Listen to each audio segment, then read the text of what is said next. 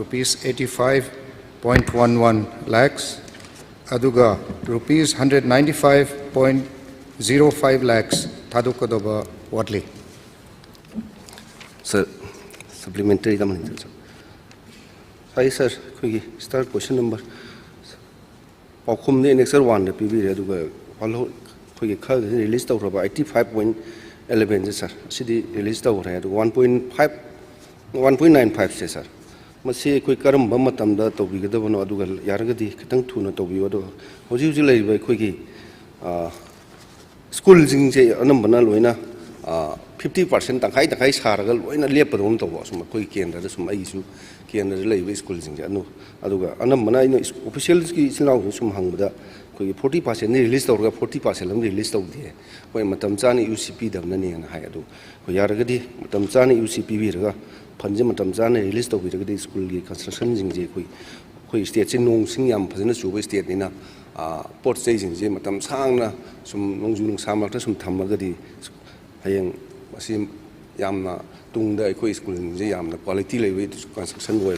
Aduna Ketang quality lane and Matamzana Sana Sabio, Matamzana to punching Zitado Yaragadi, Shikatina, Tamzani Jedua. Sagi Wallow River, Quiggy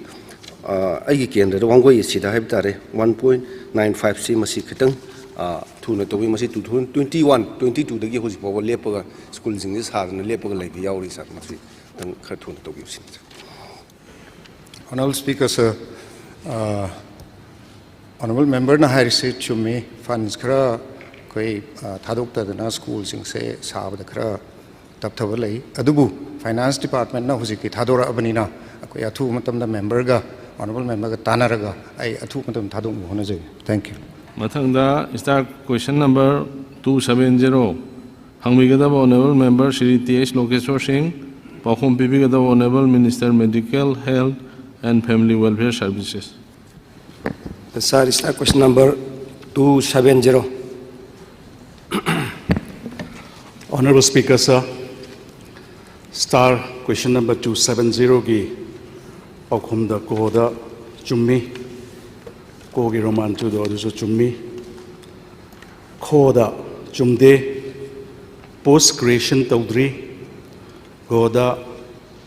Chumde Araiba Drug Inspector Single List Makha the Pijarisa. Sorry, stop lady Mtangage. Sorry, Nangeriba question J. Highlight of Jagaduga, I supplemented of Jagay. Health Department Makada, Manipur State Drug Testing Laboratory की government analysis की post मारी लोगों ने भी चुम्बरा चुम्मिहारे चुम्लबदी rule number 44 of the drugs and the cosmetic rules 19 in the की मतुं ना लोगों ने भी चुम्बरांग बने तो चुम्मिहारे अदुगा सिदना notice द लोगों की notice तो पतना सगी rule 44 से follow तो उधरवा अदो चुम्मिहारे में ना से हर बार rule 44 से Haraba notice to Iba, quick drug inspector Sasikumar Mangang, Director of Health Services to Iba, quick hardware analysis, Marie Longnese, as per rule of quick government can be later and hide issue, as per rule 19/2022, April Tada, quick Director Health, she Lona can be later and be a man, Logic Havakanda, Pirvista, Sigi rule 44, say. Qualification of analysis of the drug and the cosmetic 1945 follow tau haina ire aduga man notice thokpadra mu si follow taudraba asi follow tawiraga hasi mi follow tawne har me namasigi kan notification thoise asi modify tawiraga amuk logi yabra or andaga ma thoiba mi je harba direct kanona gamena kan be periba rule kind of him a semi method takes a look to believe a question ama. And it's drug inspector, quick drug control, state drug control, post Silay, Hajimra, Mulabati Posasi, Karmamatam creation to be done. Matam di palakta do chumdre post laitana hojik drug se kanana control tawdage do itari masi athubi matam da have post creation to biraga lawiraga khoi manipur sigi war on drugs ju maigi committee malai sigi karetar narco Committee on Narco Coordination Committee hena Malaysia maji Serial number 26 yawe drug controller and the director of Manipur hena and hena sidi khwai maru drug controller si waran drug sidi masi yaudra di phrakta ta mena magi posel later di hariba waran drug si problem create tar kadun na masi je atubi matamda post question to bibi abra atobiraga hariba hangna leba pose masi minhin biba yabra simaga di ani subada ahum subada question ahum subada na masagi drug inspector jingje district taratukta taratrisa punba district da haimum matam nang sagi yam hangame pulan tare ni pan chang hange tare mu chang hange hangi se asagi drug inspector du letter district tu gi drug inspector du letter taragadi magi pharmacist ki kari drug tu gi check to bokum yan to bodumina masi hange bu posiju asai athubiam tamda pose creation to biriga happy ba yabra mantra drug di ngasai pos hangi sing di kanana license pin ni kanan drug tu gi masi lali chumi kana masi expiry oi de kanani jing bi gani ana district taraga apun masing de district manipang atene fill up tawise ari ma district sing di amta taw de mina masi athubiam tanda creation tawra to bi yabra ahum tin hangbi. Honorable Speaker, sir, government analysts Mari recruit Tawgani Hadana Kui Hosikabi Gibu Chumesa. So, Sigi recruitment ki Magi the 27th February 2024 da advertised Togiba. Maki essential qualifications graduate in medicine or science haina hairaga. Hosiki rule gizida Chumesa. Yamna asang ba Magi Kenose Magi atai criteria me amse yamna sam almost 1 page full loiba. Other inadvertently akwai high gadra kari high gani sigi qualifications missed out torum dana. Department na hojik amu pekhaji tawdrisa akwai form loction bada kaino tawri hojiki high riba advertisement si hojiki shortcomings sing si gizi rectify tawna beda maki atai qualification maki chahi ge experience lega doba kai ke adu ki qualification do adu semto re-notify tawna beda makta akwai adu ki process ta leijaresa aduga akwai ge Manipur state drug controller gizi yesa akwai gi hujik post se leite adu sa sigizi kamai keno toge 2000 hana sigizi akwai director na usually pairame adai 2024 da gidi senior drug inspector amana under state drugs control licensing authority under rule 49A amasung 50A of the drugs and cosmetic rules 1945 without any extra remuneration gi yabasda with 5 years experience leibaduna maram oiraga akwai sigi mamangda 29 to 2024 da hana paibiram badu retire chakra matung jida sigi matungda hojik pairibasi maki experience more than 10 years ke experience si leiriba miyo yamana hojik pairi asa akwai gi Manipur state drug controller gi sa duga sigi kenuki se akwai sigi state drug controller ki post se akwai create tawna baida makta sa akwai adum department side tegi akwai cabinet te podok na tawjage sa sigi sima duga chumme sa akwai gi district khuding makta akwai gi drug inspector amam leibagi mathau tai haibase ada sigi sida sa kamain tawge da RR namuk 100% of the post se drug inspector ki post se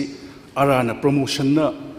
tau kano to haiba ada sigi kano to bani akhoi ado jo sigi ze kitan direct failing which direct recruitment na tawo haibagi akhoi gi si close ama zum yarome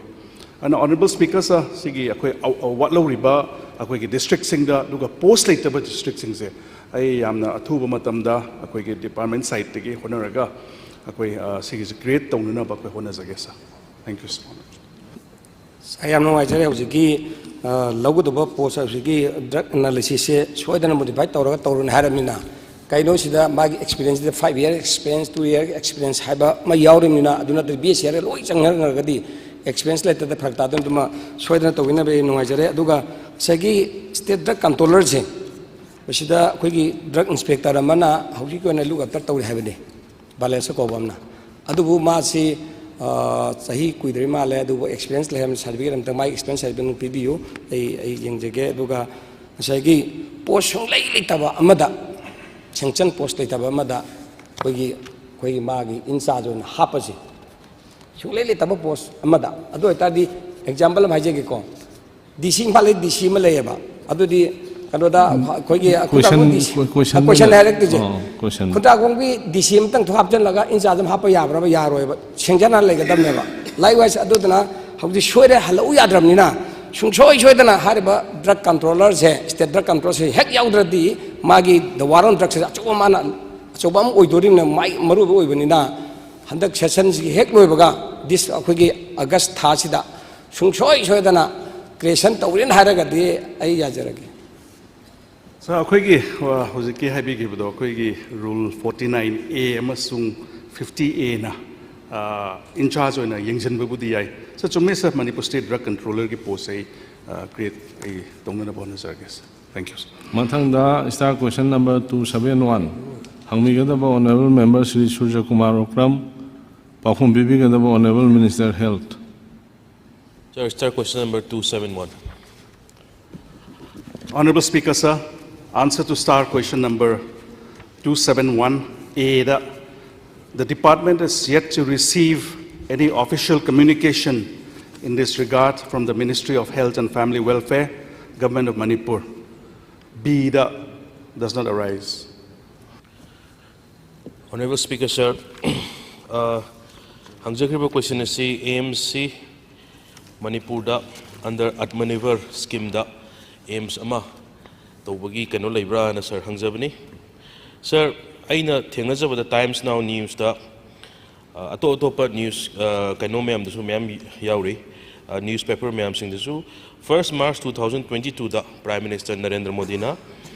has announced the creation of All India Institute of Medical Science AIMS in Manipur under the Atmanirbhar Bharat scheme of the Government of India. This creation of AIMS Manipur will take the total count of AIMS in India to the 24th Suba AIMS ama Manipur ki damakta pigani haina Prime Minister na lauthok pigibani sir. Sir masida aina hangjaningiba question the first question is sir akoi department ki side gi Honorable Prime Minister gi magi AIMS ki magi state ta hang pajai atopa state ta ju thengnajare yamna high ki bama pham sing soidana loi mak tobi sir the Manipur gi si kamaina chitha hobano akhoi gi department gi side gi akhoi gi government gi side gi matam chana akhoi kaino pihogdabra haidna sir ai thamjage ani suba supplementary dena sir aina tajaba pauda ministry dagi central ministry dagi team ma laaga akhoi gi RIMS AIMS to onkhat pa yabra natragana JNIMS AIMS ki thak to onkhat pa yabra haina thira madugi masigi class sida akhoi confusion ama leidana masi akhoi hujifok to ngam dabra karigumba masida leinaragadi Manipur gi RIMS ki quota akhoi chhatra myam quota am leijare in case JNIMS akhoi kaino da secretary akhoi chhatra gi quota MBBS quota myam leiji sir si 100 akhoi chang lein why not a new AIMS Prime Minister Honorable Prime Minister hiring ista anoba AIMS masida sabiro haina akhoi masida press to tawbiba leibra tawbidragadi government tawbiba yagadra haiba supplementary ani sumdang ahanba thambina baina sir thamjari thank you. Honorable Speaker, sir, akwai official communication phangdri haina haizabane sir. AIMS yes Manipur da AIMS ama lakpa haije akhoi gi yamna laibak phaba oigidorbani duga aizo hojiki Times Now da zo 1st March ki kenos dai sigi news clippings thengna jai duga akhoi honorable leader of the house na zo yam toina handak ta zo akhoi gi honorable leader house na khoi da tambi bada handak ki Delhi da chatpa kan zo sigi issues Manipur da AIMS status ki oiba institute ama thamnana bai da makta duga sa akhoi medical college inau no bama heta keno to bai sa kamaina akhoi gi staffing gi keno je maram di medical college ama hauba kan da lots of akhoi gi magi criteria ke me am do in terms of its faculty maram di professor de horaga right up to AP is SR gi keno me am jina adu gi feasibility do amuktang phajna work up tawdragadi we will adu gi work up tam tawjage because la akhoi chahi ani mukima mang the medical college ama khak haugi bani adugi matungda adugi tasengna feasibility or but feasibility in terms of the manpower that we will be able to provide adugi do yenga honorable minister kanogi member ki suggestion du yamna phajai adubu sa akhoi sigi AIMS ki thakta Manipur gi institute ama thangatna bajte sa akhoi adum pursue tawdunu zo lai it says that magi materialize tawba tawdabadu magi criteria do fulfill tawbra tawdabra habedu ki maramnara karino khoida adugi communication di husumukti lactris. Sir, supplementary amani kadang thamjagi sir. Sir, akoi aisu Honorable Minister by his profession mahaksu doctor ni aduna si institute hauba haudaba si Honorable Minister na hena khangbiramani. Akoi MBBS student kyam pastor labor professor kyam labor. Anyway, aina sum hangjabada aigi state sigi interest ani ko sir as a member of this August House. Akoi AIMS ki thakta hogat pasi state atai dadi akoi hospitals 100 bedded 200 bedded hospitals hana masi hana hogat laga streamline torga masi hogat na ba atopa state su tawno hai please look through the atopa state ta kamai tawno ri head honorable minister da ai masi suggestion tawningi aduga sir ai supplementary amakhakna sir RIMS ta free clinical test torm base sir masi lab khre na hai sir masi lab akoi gi lairaba below poverty line da leiba patients and families in the yamna kana ba oibe sir masi kari gino kari maram gino financial constraint leiba gira natragana Jennings study tawri haina Jennings study harkanena sir ai su sum khanjaba adubu Jennings ta aina mayam da RIMS ta lepaga Jennings kaino tawri kari no hangma matam da Jennings ki equipment yam wali reagent yam wali matam yamna changi public ta inconvenient yamna oi adu RIMS amasung Jennings se punna adu Jennings ki jo award participation biraga government gi institute ani sida punna masida hanagi lairba praja sing da phanghan biramba sigi benefit se hanjanna dum phanghan bibda kari government gi kari leibi bage haina sir ai thamjage ani suba supplementary da sir akoi ngasai honorable minister thambigriba anova institute ama hangkiba Chorachandpur medical college si sir magi leiriba problems satra sing gi leiriba problems sir ai mamang da su thamjabani out of 99 students 4 sina akoi koki gi chinau sing group tagi oiba satra si ado 95 se remaining 95 se Jennings se hoji class lawri ba sir aduga second year gi faculties sir main subject ahum gi faculties yamna wat leheba sir plus pathology gi faculties sir oja leite na heba sir adu hostel ji satra sing ji akoi aina hangjaba matamda hostel ji admission matamda hostel fee library fees loi low reba sir hujik se moi bhara da leiraga leiba sir adu masi government na kari gumba leiragadi ahangba building ate leiragadi masi accommodate to biba yaroidra arab barapa periphery de lakpa satra sing de yamna ware heba sir masima kaino to biba yaroidra haina sir ai thamjaningi hujik leiri se hostel sing si koine piri si ST gi satri sing ta aduga all India kota women students moi khara sinatana khara phangba si yamna wa ba sir aduga sigi hospital sigi kaino sigi institute sigi makha da sir leirambiba ada lehoriba satra sing sigi class 10 amasung 12 ki moigi aduga atopa related moigi certificate sing sir administration block ta lehowe na haiba sir masi mang hitaragadi satra almost satra mayam sing sigi magi entire kaino chuma honorable member khangbin ningi ba question do in sir adu admin block ta lehoriba moigi certificate mayam sing si safe oibra oidabra oiraga leiba mayam sing si moigi sida pubirakpa yagadra yaroidra haibdum tang honorable minister na thambina ba haina sir thamdre sir adugi question to the laksa sir thank you Honorable Speaker Sangasi 24th campus of AIMS ki question to the tawre okada free diagnostics duga Chorachandpur medical college ki issues ai demand numito dai phajna thamjabada kariya kaiba legedage sir yeah fine thank you mathang da star question number 273 hangbigadaba honorable member Shri K. Ranjit Singh pakhum bigadaba honorable member kalama le masin da ngakpi batare star question number 272 hangbigadaba honorable member Shri K. Megachandra Singh pakhum bigadaba Minister Youth Affairs and Sports. Sir, start question 272. Honorable Speaker, sir. Sir, question number 272. Answer A, that after receipt of report of the Committee on Quantum of Work executed, remaining works will be taken up after receipt of required funds. B. No. C. Yes. Sir, supplementary amanida thamjage sir. Sir, hujiki Senapati Sports Complex si district sports complex si mana thabak lepaga idol loina leise chahi nipan henjale sir. Adama sita aina kanoda hangjabada yamna kuina thabak si lepaga leise karigino hangjabada sir. Magi award pa phan ji thagal aga madu piraga tauni hai sir. Lady Wapon sir masi in la eva question this sir. Masi chubagi 13.23 crore kai thokrabaneba. Aduga phanwat pa kai gumbal leiraga chu masi chahi nipan mapan henjale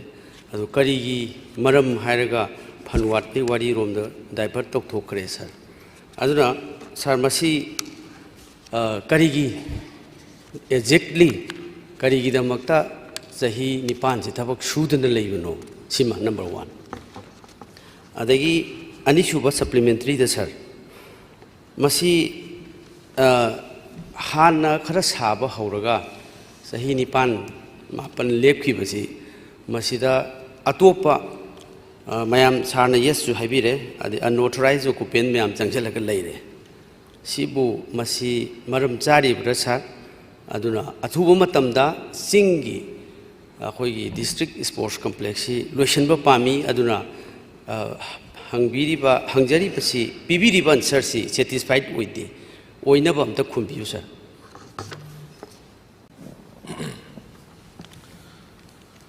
Speaker sir, aina honorable member gi the reason or the prolonged delay in completion of the district sports complex at Senapati and the expected time of completion. Mr. in a committee, after receipt of report of the quantum committee on quantum of works executed, remaining works will be taken up after the receipt of required fund. So, Masiki sports complex 2008 sanction to given. See total amount 14 crore 51 lakhs 83,344. Other Mashida Yamna Labak Tibai Batare. Financial progress in 100%, Pito Makanda, work progress in 70%, the Leramba. Madudagi CBI Sangatana. CBI Sangataki KSC delay Torga Dome Living. Adabu Akoina CBI da Noigi Tawadaba, Nogi Hotkadaba calculation, Holo Suramiba Tabak quantum Karikaino, no Holo Duga, remainings to Subugi Ayaba Pew, Haidon, Quina, Moida CBI da Muptobani. The CBI now, the committee Messiamaga, Madumogi assessment, Sita Adugi assessment to Holakana, Adugi report to me, Quina Nigeria has said the Moidagi Clarence Heknakwa. Almost a clearance la money I begit has a Sule, Haidi, Igi, kind of the department of Mogi, I net telephonically have the Madugi. I have a period, Pirani, have a gay port of Madila, honorable member of Quintam, Adugi Hegloibaga, Adugi Mogi clearance la Quaduga, Shigai Shuram money, Shigai Wali, have a amount quantum to Pirapuga, Pandi, any source of Torcana, Masima, Yamtangai Padana, Lotion of Toge. Wajiki adu yamna hope amagaloina sagiba stadium ni adugi manakasu wajik Senapati gi oina di akai football drop amasu drop field amasu loidana sanaba hore adagi amana sagi unauthorized su hoi sida unauthorized ana haibedu da koina gi sai wajiki unauthorized singsi wajiki moigi laikai dugi moigi wajiki club association sports association lady Kangu Siga understanding the high river, the lady properties into Napa Yana Bahang anytime Saluyaba Adugumba group ne Haina on the report pisa Aduna was a key manung the lady wishing Duna sports complex the Yamkana effect Toroi. Adugamana are Dimesi in Hajab Dimes Yamna Lake Adubu Turian Namaka Sumaya direct gave a Jagada the retaining wall how to Gairaga. Badminton court ka sang amaga anidi damage tokre aduga atai field kari kari gallery kai kai sir hujimakti damage tok thank you sir Sir, last one amtanga thamjai sir hujiki award pa phanji report ama phanga matungda happy ni haibidu su phare phare sir thank you sir ado sahi si mapan tara hena masi kui na leselak pasi mara leiba lerambasu dandi thu na pibam thui yamna sangman gre akhoi gi sports ki importance me am sing du handale adai praja da kana ga du handale aduna athuba matam amtang di masi ji kui man basida AG report na su 2022 da akhoi report am tham gre masi tumin da dum leire haidana sar gi akan ba stunt action dam tang thambiu sir hojiki sa kenoni akoina clearance lawri ani ni hojik CBI digi Senapati Sports Complex ne aduga Bishnupur gi da leiriba adugi complex ga aduna athubada hek keno agency mana paibani na koina tak to buya da baini adu hojiki ani se almost clearance leirani na igi thajaba pijari adugo loina athubada ariba fantor ga ilotion na tokje Mathangda star question number 273 hangbigadaba honorable member Shri Kiranjit Singh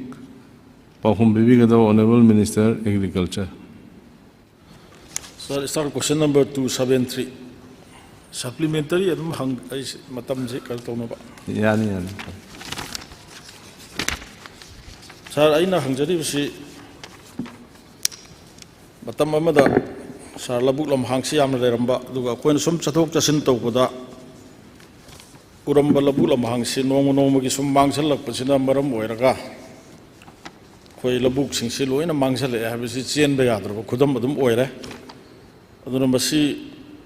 kannanaba amadi yokhoi agriculture department gi survey record ta anuba update la hening badi ei question si pukhatchari bani aina thamjari bisi sar yamna maru oiba manipur da lo uba ya pa lam kaya yamna mangkhre haibagi nauna survey to bagi record laibra haibada department na khumbiri si laite na khumbire adubu hojik phawbagi oina agriculture department na identify to labuk si structure sing sajin lambadagi low uba yadabagi chaurak pasi 1473 low phamni loina na conversion tawkiba masingna 135.56 hectare ne haire sima yam nungai jare khangba ani subda sa 2015 da low khiba low uba yaba ching amasung tamgi mafam sing hectare kaya kaya no haibada 2015 amasung 16 gi agriculture census ki matungina chingda 77,150.98 acre hectare then tamgina 95,031.19 hectare apunba 1,72,182.19 hectare aroi bada sar chatli ba chahi asida lo uba yaba lam kaya yamna leiri bage haibada handakta pangthokpa 11 agriculture census 2021-22 gi provisional report ki matung in the state asida lo uba yaba lam asigi chawrakna chingda swaidani sar lam mangbagi yamna ore si chingda 1,14,349 hectare tamdana 65,845 hangjaningi ba supplementary disa khoigi low lam ubaya daba 1,473 hana khumbiri se masi hectare kayano sima no tawsan bio si hectare da mukhabiu adugo 135.56 hectare conversion tawkhre hairi se karamba rule gi makhada tawgibano conversion tawgiba mi sing adu kana kana gi lofam no karamba matamda conversion tawki house da madu copy do phangan bi yabra then sir yamna mi painingai orisi 2015-16 da valley gi low ubaya se 95,031 hectare oiram yaba adu handak 2021-22 gi agriculture census da lari se sir 65,845 da handara kra aduna difference lari se 29,186 hectare se masi difference lare haibadi lam valley da nearly 30,000 hectares se hoje akhoi masi loss oira aduga 2015-16 लेरंब record हुजिक record येंबदा 8,000 something हेंगलेबा अदुना आइना मसी खंगजनिंग से सिदा खेनरिबा 29,000 something Hector से मसी तमद मांगे हैना लौब याब्रा यादब्रा अदुम थंबी स्पीकर साहब अखोगी साय कोइना लम मांगखिबगी स्पेसिफिक ओइबा सर्वे रिपोर्ट लेते ना हाइजबनी अदुगी दमक्तदी सर्वे स्पेसिफिकली तौदे हाबदुने इन थमजरिदी अखोगी लाइबा एग्रीकल्चर सेंसस सी every 5 years खुदिंगी तौई the previously 5 years तौबा मतमजुदा खेनबा सेंसस सी करिनो हाइबा मतमदा इन भावसु थमजगे मतमजुदना अखोगी जगह खुदिमक्सी चलगा यामना एक्यूरेसी लेना लौगिदबा रिपोर्ट ओइबा मतमदुगी रिपोर्ट अखोदा पीबा रिपोर्ट की मतुगिना ने इन थमजरी हाउसदा अदुगा हौजिकी लेरिबा चथरिबा पोसिना एवरी जगह खुदिमक्ता मखोनी स्पेसिफाई तौरकाना पिरपजदा मागे मागे एक्यूरेसी लेना पुथोरपगी पोतुने अनि जु खेनबदो अदुना अखोइना हौजिकसी अखोगी अनि सी 2015-16 की सेंसस रिपोर्ट का 2021-22 की सेंसस रिपोर्ट सी अनि जे डिफरेंस अमा लाए अदुना अखोइ मसी कराइदगी अखोइना रिफर तौरका फंगदगे असेंग मम पुथोकना बाहाय मतमदा अखोइना मार्कसेक से अखोइ तानै अदु मार्कसेक तगिसु अखोइना रिपोर्ट लाए मधुदना 1,75,000 अखोइ समथिंग आई दुम हाइजे 1,75,531 अखोइ लेबा हेक्टर से सी अखोइ द पीरियब अदन ऑलमोस्ट हदक हुजिकि लेबा 2021-22 की थरिबा अखोइ प्रोविजनल ओइबा रिपोर्ट मक्ति फाइनलाइज तौदि तौरेना लौबसु याय अदुबु पे अखोइ द प्रोविजनल ओइबा रिपोर्ट की मतुंग की मार्कसेक्स की दि चानरपा अदुबु हुजिकि हाइगी अदुनि अखोइना थमजनिंगि दे अदुगा अखोइगी ngसाइगी ऑनरेबल मेंबर ना हाबिखिबदा 1,473 सी अखोइ तसेंगना हारगदि अखोइगी लेरिबा अखोइगी 2014 दा अखोइगी एक अमखक नो लै मसी कइना Manipur conservation of the paddy and wetland act ना अमखक लेरमि स्टेट दा अखोइगी लेरिबा एग्रीकल्चर की अथॉरिटी सी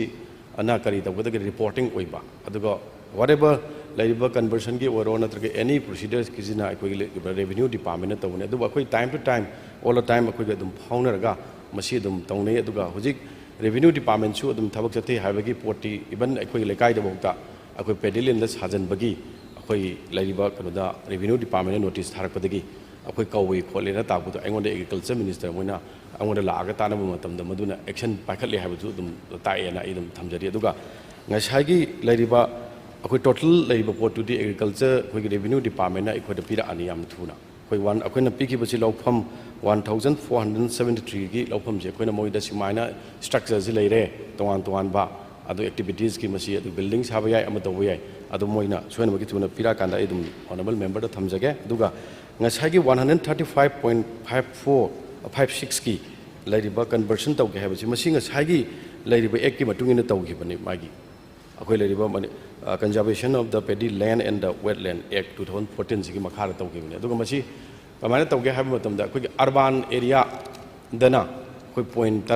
कनागुम्बा मी अमने युम लेजद्रबा नत्रगा मसी नाव यामपदगी युम हाइट खोंदोके हरगदी सुबलगकी पॉइंट 10 दा तौबा यागनी अदुगा अनिसुबा अखोइगी लेरिबा रूरल पंचायत एरिया दना पॉइंट 10 सी 20 कनोसी पॉइंट सी अखोइगी युम साबा यानबगी मागी मखादो पिगिम अदु लिस्ट ऑफ द डिटेल लेरिबा कनोसिंग ओनगी क्राइ क्राइ दो ओनगी अदुगा लोइनमक अखोइ सिदसु दुम आई पाइजरी याउजरी स्टेज तसु अदुगी फोटो दुम लोइना पिरगे थवालदा क्राइ क्या ओनगी इम्फाल ईस्टता वेस्टता अदुग बिशेमपुर जिरिबामदनी ओलिसे अदुगा ngसाइगी अमना अखोइगी ngसाइगी चिंगदना हेंकलए अदुगा अखोइगी भेलीदना अखोइ हंदरे हाइबगी अखोइगी कनोदा लौफम दु मांगहनिंगदबगी ऑनरेबल मेंबरना थमुकुदा सुक यामबा 29,000 हंदरे इसी 20 डिफरेंस 29,185.21 ने अखोइगी खेनर इसे भेलीदा लाइसे अदुबु आइना ngसाइ हाजिगिबदु ngसाइगी samna harakanda अखोइगी थोंजु एसी दा हारगाना थोंजु एसी की चौराकम लौसलगा सखिबदुना मदु ओइगने हाइबा अखोइदा सस्पेक्ट लेबा अदु तसेंगना अदुगी मथक्ता ngसाइगी कन्वर्सन सिदि यामनते 135 पॉइंट कनो खक्तनी अदुगो 1,473 दिजु हुजिगुजिग से अखोइना एक्स की मतुंगिना मखोइची मखोइगी लेरिबा करी तबगदगे हाइबदुदि मखोइदी रिपोर्ट लाकांदा एक की मतुंगिना दुम लाना तोरमदुदि चथरगा मांगे नत्रगा मांगदे हाइबदुगी पोर्ट पुथोगदबनिना अखोइना हुजिगसि मांगे हाइना जुत्रि तब यादबा अदुना अखोइ हुजिगि ऑलमोस्ट अखोइ जियोग्राफिकली अखोइ मणिपुर की येंगरगदि अखोइ लौफंगी चांगसि सम एक्सटेंड हेंगलई अदुबु तवदबु valley and hill and valley येंगरगदि हिल दना आयमने हेंगखरे aduga bheli dana tare adu khaki question khakdani aduna akoina thamjaning budi chingi mafam dadi akoi lairiba atai atai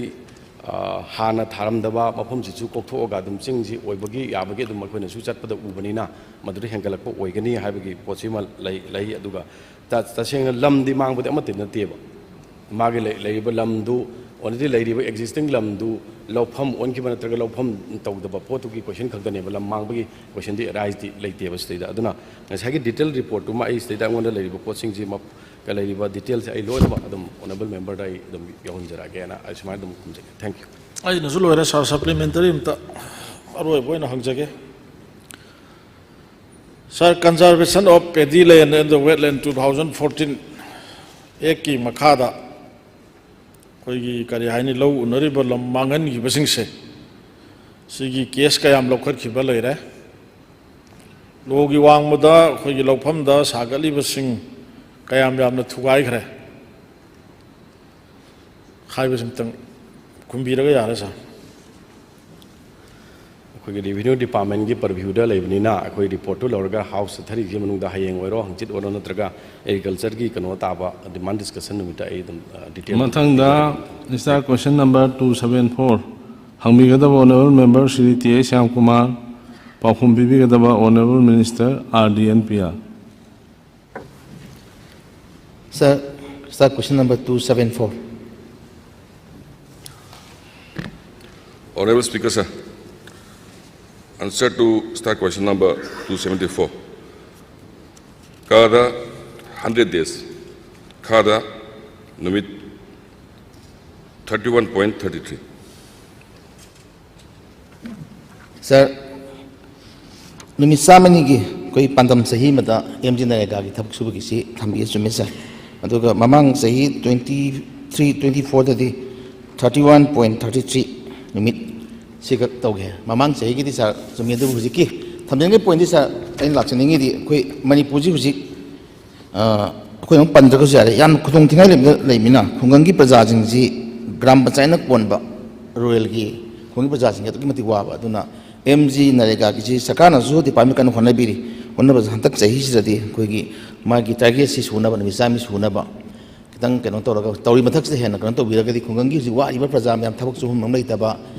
Singh the काबा यादबा दगी अथै सतबा यादबा सि मैम सिगी इंगिरकन सिगी मिसामी सुनब खर कन्ना होनि मथक से होनबीरगा अथुब तौबियो हदना तौबिबे यावदना सा सही थमजबसा Honorable Speaker, sir. Kuigi number of mandates kuigi ministry ki empower committee na lepani hadi hogiba sei ahum ki performance study tawrkanda last year su 41 days pibani adu boy koi 31.33 dagi hena sugi de hadi just maram mayam lerga su then aina uchi kamjaning isi handaki running year su 41 days katane pis the city state na 100 days claim 100 men days claim tawraga su sagi empower committee na lepak papotuna final oibani na swai sidai na yam thuna kogi men days si hengalakani haibagi thajaba ma leijari sina kogi singi block kunthra ga tarukna supreme court ta EFMS yade haina thingambadu hadi department sina state government na kana thingaraganda case to koi government ngambadagi EFMS hore swai jaina thamjaning si koye 6,60,000 card holder lermi adu EFMS lakbadagi ye bank account si Aadhaar link tawdaba yadabanina torukpadagi masing si huzik sahi amung suraba phoguda 5,14,000 katangai di adi Aadhaar link to bank account se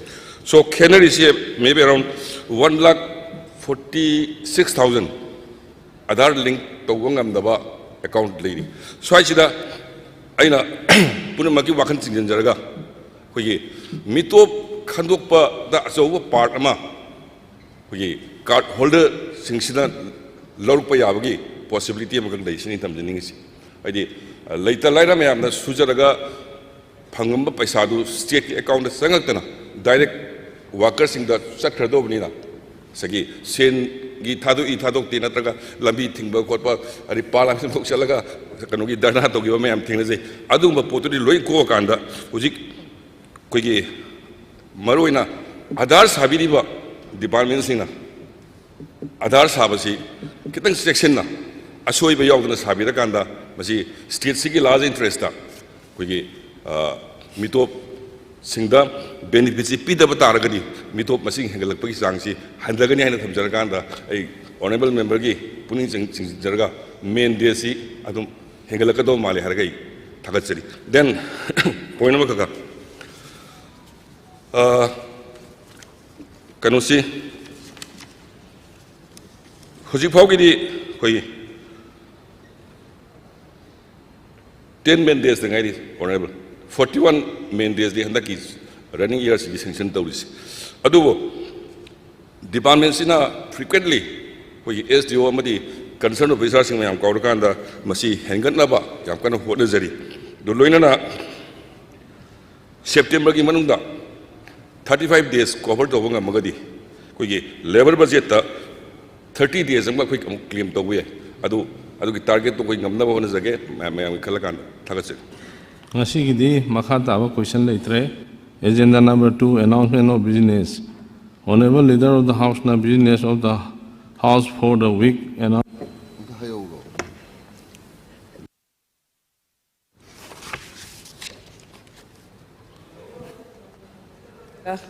honorable speaker sir why am tang phongdok jauge याब्रे यातब्रा ऐसी नहान मुकी session दसु पुथोक चखिबा हौखिबा सहीगी Maggi तारीख अहुमदा थोखिबा अदुगुम्बा इरांग अदुना मरम ओइरकांदा ओइनाम एसीगी मनुंगदा लेबा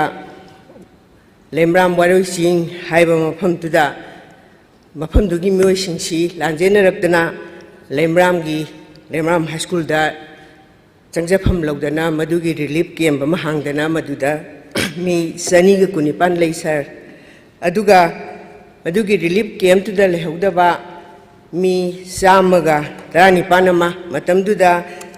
अकी Tunjung पोक्तना relief camp ता लेरगा मसीगी खुदुंग चाबसी फंगनी हाइबना सिंगबा खंगौदबा मागी मरी मतागी मयुंदा लेखिबा मी चामगा 15 अमा हुजिक अतोपा मफम सिंगदा सजांगफम लौरगा लेडी सर हाइरिबा मी चामगा 15 रिलीफ कैम्प ता लेहौदबा न मरम ओइरगांदा अखोइगी गवर्नमेंट पीबीरिबा खुदोंग चाबसिंगसी मखोई फंगद्रे सर अदुना मखोई सिंगसी मखोई फंगनबगीदमक्ता अखोइगी डीसी दा मखोइगी लिस्ट मरुइबा डॉक्यूमेंट लोइना पिसनखरे अदुबु हुजि फाउगिदी मखोई फंगब लेट्री मसी अथुबा मतमदा फंगननबा तौबिउ sir thank you sir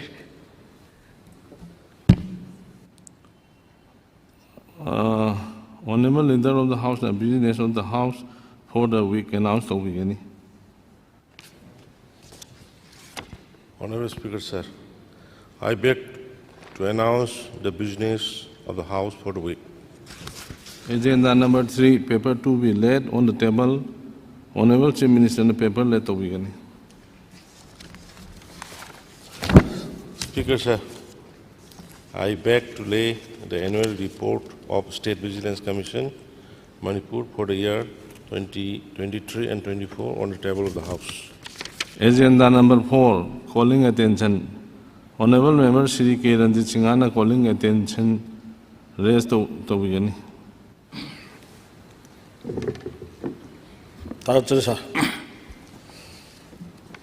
Sir, Manipur da Phongba Tungti Phongba Huyelam Pau Haizabatare newspaper da Chatkiba July Thagi Tang Taramapanda Phongba Dugumba Huyelam Pau Duda Amanungaita Pau Haibatare Sir Aina calling attention under rule number 77 ki makada na move tawjari bise sa sumaina heading da yawi relief camp da lairakkiba ahal ama su sire DC da poloi bada changadaba sel tengbang biu hairu bada pirak tabadagi मियामना खाइगतनरगा पोलोइखरे बसी यामना नुंगाइतबा हाइबा ताय सा आई ममांगी session दसु बसी आई सिगुम्बा लाइबक थिबा थौदोकसि थोकपा कांदा सरकारना करिगुम्बा policy अमगी मखादा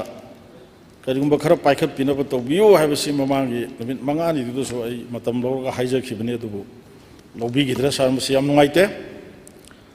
sir पाउसी असिदा सोमाइना report तौई हौखिबा जुलाई थासिदा sir अखोइगी कोक्टागी sericulture farm की campus साब फेब्रिकेटेड हाउस चुराचानपुर तुईबोंग लांजेनरक्तुना लेरक्खिबा प्रेम कुमार कौब मियोय अमा यामना नहा ओरिबा अमा मसा मतोमदा वखलगी लैना लाकपदगी थौरी यालगा सिग्रे हेन रिपोर्ट तौरी सा जुलाई था मनुंगसिदनी सा अंड्रो पीएस की मनुंग चनबा यामबेम गर्ल हॉस्टेल हांग रिलीफ कैम्प लेरक्खिबी मसागी सही मरफू निपालोम सूरबी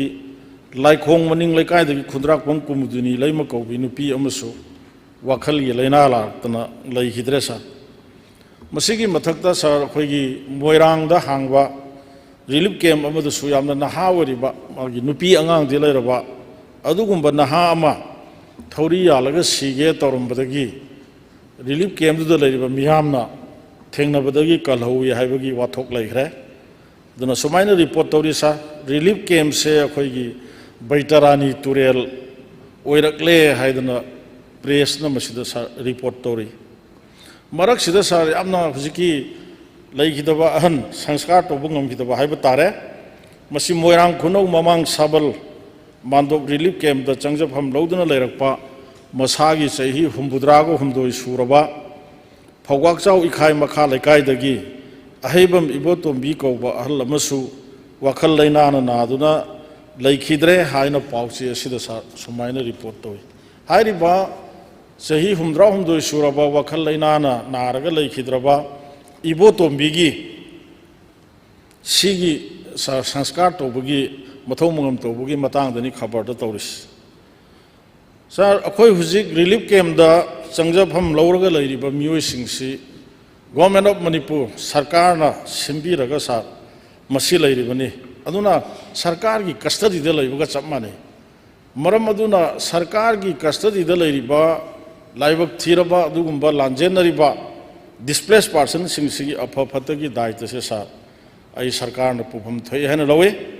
सिगुम्बा फिबम अमा लैना लैना सर चैरकसिदा अहल सि लैखिद्रे लैखिदबा अहन सिगी धर्म की मथौ मंगम क्रिमेशन तौननब होनबदा सा तंगाई फदना चंगदब यादब सेनफम खरदंग कंसन डीसी दुदा पीबीयू हाइदना रिलीफ कैम्प दुबु अखोइगी चलाइरिबा मतेंग पांगिबा भलंटियर सिंगना हाइजरुबा मतमदा पैसा लैते न पीरक्ते हाइबसि ताबदा सा अखोइ थमोइ सोनिंगाइ ओइबा हाइबा तारे सर मे अहुमदगी हौरखिबा अदुगुम्बा लाइबक्तिबा थौदोकसिदा हुजिक मी लिसिंग यांखै मापन समथिंग देयर इज 60,000 पीपल बोट कम्युनिटी की डिस्प्लेस पर्सन होना सर अखोइ लैंगाकना सेंबीबा अदुगुम्बा रिलीफ कैम्प चंगजफम लौदना लैरिबनि सर मोइना सिगुम्बा लाइबक्तिबा थौदोकसि थोअगा मयुमदगी चेलकपा मतमदा मसादबु हिंगगा लोइरे हिंगबदि हाइदना सर मसा मसाद सेलैबा लोइना रैबा फिरोंदु नतना अतैदि लोइनमक मैना तुमना चाख्रबनि हाबसे अखोइ लोइना खंगे relief camp लैरिसे sir Kanasu लैनिंगमोय हिंगदबा यादबा तंगाई Fadna लैनिंगमगनी पैसा पाइबा मी पाइदबा मी चप मानखरे मैना लोइनमक तुमना चाख्रब अदुन कर्म पैसा पाइरगदि सरकार की रिलीफ कैम्प लैरोय भारादा लैबनि खंगदे नत्रगा खंगना चानबगी मफमदा लैरंबसु यायबा सा अदुना सर मसी यामना करि हाइने अखोइ ओरसु ngawgani सा अदि सुनोमगा मचा मसुगा नोंग युबा युमदा ओरसु हाक्तंग मिकुप अमतंग पथादन लैजरंबा मदुगी पुंसिगी महावदु पुंहोंग होंग्रे सा मबुक थन्न चाबा फंगबोय फंगदबो हुजिक रिलीफ कैम्प लैरिबा हाइबदि ngमदबा अदुगी सिगी पुंसि मरेन अमनि करिगुम्बा कांदा सा लायेंगनबा नारकपा मतमदा लायेंगनबा पैसा लैतबगी खुदोंग चादबा मयाम मचा मसुसिंग लाइक लाइसु फजना तमनबा ngमदबगी वखलगी ओइबा नुंगाइतबा देन ꯃꯩꯅ ꯇꯨꯝꯅ ꯆꯥꯛꯈ꯭ꯔꯕ ꯑꯗꯨꯒꯨꯝꯕ ꯃꯄꯥ ꯃꯄꯨꯅ ꯊꯝꯕꯤꯔꯝꯕ ꯃꯐꯝꯗꯨꯗ ꯑꯃꯨꯛ ꯀꯔꯝꯕ ꯃꯇꯝꯗ ꯍꯜꯂꯒ ꯑꯩꯈꯣꯏꯕꯨ ꯀꯔꯝꯍꯥꯏꯅ ꯑꯃꯨꯛ ꯍꯟꯅ ꯂꯩꯕ ꯉꯝꯈꯤꯒꯗ꯭ꯔꯥ ꯍꯥꯏꯕꯒꯤ ꯁꯤꯒꯨꯝꯕ ꯋꯥꯈꯜ ꯅꯨꯡꯉꯥꯏꯇꯕ ꯃꯌꯥꯝꯁꯤꯅ ꯃꯔꯝ ꯑꯣꯏꯔꯒ ꯁꯥꯔ ꯑꯩꯈꯣꯏ ꯍꯥꯎꯁꯇ ꯐꯝꯃꯤꯕ ꯃꯦꯝꯕꯔ ꯈꯨꯗꯤꯡꯃꯛ ꯑꯣꯏꯔꯒꯁꯨ ꯋꯥꯈꯜ ꯂꯩꯅꯥ ꯅꯥꯗꯕ ꯑꯃꯠꯇ ꯌꯥꯎꯔꯣꯏ ꯁ꯭ꯋꯥꯏꯒꯤ ꯑꯦꯔꯤꯌꯥꯁꯤꯗ ꯑꯩꯅ ꯁꯔꯀꯥꯔꯒꯤ ꯑꯦꯇꯦꯟꯁꯟ ꯗ꯭ꯔꯣ ꯇꯧꯖꯅꯤꯡꯉꯤꯕꯁꯦ ꯁꯥꯔꯒꯤ ꯊ꯭ꯔꯨꯗ ꯑꯩꯈꯣꯏꯅ ꯁꯥꯔ ꯅꯥꯔꯛ ꯌꯦꯛꯂꯛꯄ ꯃꯇꯝꯗ ꯑꯩꯈꯣꯏꯒꯤ ꯁꯔꯀꯥꯔꯒꯤ ꯍꯦꯜꯊꯀꯤ ꯀꯥꯔꯗ ꯄꯤꯔꯤ ꯑꯗꯨꯒ ꯄ꯭ꯔꯥꯏꯝ ꯃꯤꯅꯤꯁꯇꯔꯒꯤ ꯑꯗꯨꯒꯨꯝꯕ ꯚꯥꯔꯠꯀꯤ ꯄ꯭ꯔꯥꯏꯝ ꯃꯤꯅꯤꯁꯇꯔꯒꯤ ꯑꯌꯨꯁꯃꯥꯟ ꯚꯥꯔꯠ ꯀꯥꯔꯗ ꯄꯤꯔꯤ ꯃꯗꯨꯅ ꯂꯥꯌꯦꯡꯖꯒꯅꯤ ꯍꯥꯏꯗꯅ ꯂꯩꯕꯗꯧꯅ ꯇꯧꯕꯁꯤ ꯃꯁꯤ ꯆꯨꯝꯃꯣꯏ ꯀꯥꯔꯗꯁꯤ ꯁꯥꯔ ꯑꯩꯈꯣꯏ ꯃꯌꯥꯝꯅ ꯈꯪꯉꯤ ꯑꯅꯥꯕ ꯃꯈꯜ ꯇꯣꯉꯥꯟ ꯇꯣꯉꯥꯟꯕ ꯂꯩꯅꯥꯒꯤ ꯄꯩꯁꯥ ꯑꯁꯨꯛꯇꯒꯤ ꯍꯦꯟꯅ ꯆꯠꯄ ꯌꯥꯗꯦ ꯍꯥꯏꯕ ꯂꯤꯃꯤꯇꯦꯁꯟ ꯂꯩ ꯃꯗꯨ ꯑꯩꯒꯤ ꯀꯦꯟꯗ꯭ꯔꯗ ꯊꯧꯗꯣꯛ ꯀꯌꯥ ꯑꯃ ꯊꯣꯛꯈ꯭ꯔꯦ ꯑꯁꯤꯕ ꯀꯌꯥ ꯑꯃ ꯌꯥꯎꯈ꯭ꯔꯦ ꯑꯅꯥꯕ ꯀꯌꯥ ꯑꯃ ꯀꯟꯈ꯭ꯔꯦ ꯃꯗꯨꯗ ꯑꯩ ꯃꯨꯟꯅ ꯈꯪꯕꯅꯤ ꯁꯥꯔ ꯑꯗꯨꯅ ꯂꯨꯔꯤꯕꯗꯤ ꯒꯣꯔꯃꯦꯟꯅ ꯀꯥꯔꯗ ꯄꯤꯔꯤꯕꯗꯨꯅ ꯂꯥꯌꯦꯡꯖꯒꯅꯤ ꯍꯥꯏꯗꯨꯅ ꯂꯥꯏꯊꯣꯛꯑꯒ ꯂꯩꯕꯁꯤꯗꯤ ꯁꯥꯔ ꯃꯁꯤ ꯑꯩ ꯇꯧꯍꯟꯅꯤꯡꯗꯦ ꯍꯤꯗꯥꯛ ꯀꯗꯥꯏꯗꯒꯤ ꯂꯩꯒꯅꯤ ꯑꯅꯥꯕ ꯌꯦꯡꯕ ꯆꯠꯄ ꯀꯥꯟꯗ ꯃꯗꯨꯗ ꯆꯠꯅꯅꯕꯒꯤ ꯑꯦꯛꯁꯄꯦꯟꯗꯤꯆꯔ ꯀꯗꯥꯏꯗꯒꯤ ꯂꯧꯔꯨꯒꯅꯤ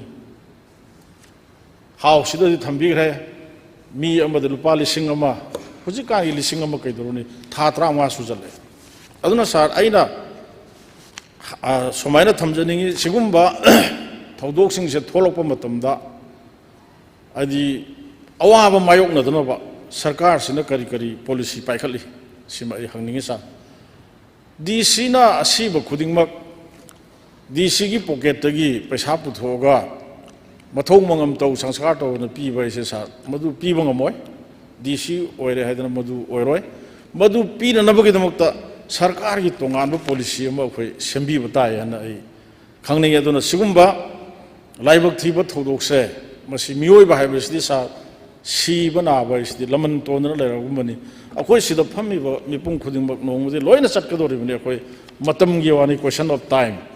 ꯑꯗꯨꯕꯨ ꯁꯥꯔ ꯍꯧꯖꯤꯛ ꯂꯥꯏꯕꯛ ꯊꯤꯕ ꯊꯧꯗꯣꯛꯁꯤꯗ ꯂꯥꯟꯖꯦꯟꯅꯔꯒ ꯔꯤꯂꯤꯐ ꯀꯦꯝꯞꯇ ꯂꯩꯔꯤꯕꯁꯤꯡ ꯑꯁꯤꯗꯤ ꯁꯥꯔ ꯏꯁꯣꯔꯅ ꯄꯤꯔꯛꯄ ꯃꯇꯝ ꯌꯧꯗ꯭ꯔꯤꯉꯩꯗ ꯁꯦ ꯃꯁꯥ ꯃꯇꯣꯝꯗ ꯁꯨꯏꯁꯥꯏꯠ ꯇꯧꯕ ꯌꯥꯎꯈ꯭ꯔꯦ ꯁꯤꯅꯅꯕ ꯍꯣꯠꯅꯔꯝꯕ ꯌꯥꯎꯈ꯭ꯔꯦ ꯃꯤꯑꯣꯏ ꯀꯌꯥ ꯖꯨꯂꯥꯏ ꯊꯥꯁꯤꯗ ꯊꯣꯛꯈꯤꯕ ꯃꯃꯥꯡ ꯊꯥꯗ ꯃꯃꯥꯡꯗ ꯊꯣꯛꯈꯤꯕ ꯃꯌꯥꯝ ꯑꯃ ꯑꯩꯒꯤ ꯀꯦꯟꯗ꯭ꯔꯃꯛꯇꯗ ꯃꯤ 10ꯒꯤ ꯃꯊꯛꯇ ꯂꯩꯈꯤꯗ꯭ꯔꯦ ꯁꯥꯔ ꯅꯍꯥ ꯑꯣꯏꯔꯤꯕ ꯀꯌా ꯋꯥꯈꯜꯅ ꯂꯩꯅꯥ ꯑꯣꯏꯔꯛꯄꯗꯒꯤ ꯃꯁꯤ ꯈꯜꯂꯨꯔꯒ ꯌꯥꯝꯅ ꯅꯨꯡꯉꯥꯏꯇꯦ ꯑꯗꯨꯅ ꯑꯩꯅ ꯍꯧꯖꯤꯛ Honorable Leader of the House Chief Ministerda Sargi Kuthangda Khangjaningi Laibak thiba thawdok si thoi loidri adubu sigumba thawdok haibadi asi ana yaurokpa matamda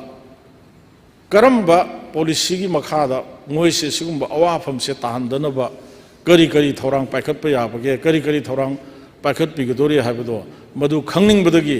masigi motion da seina move tawjaribni sa thank you. Honorable Chief Minister in charge of Home Statement Thambigani. Honorable Speaker, sir.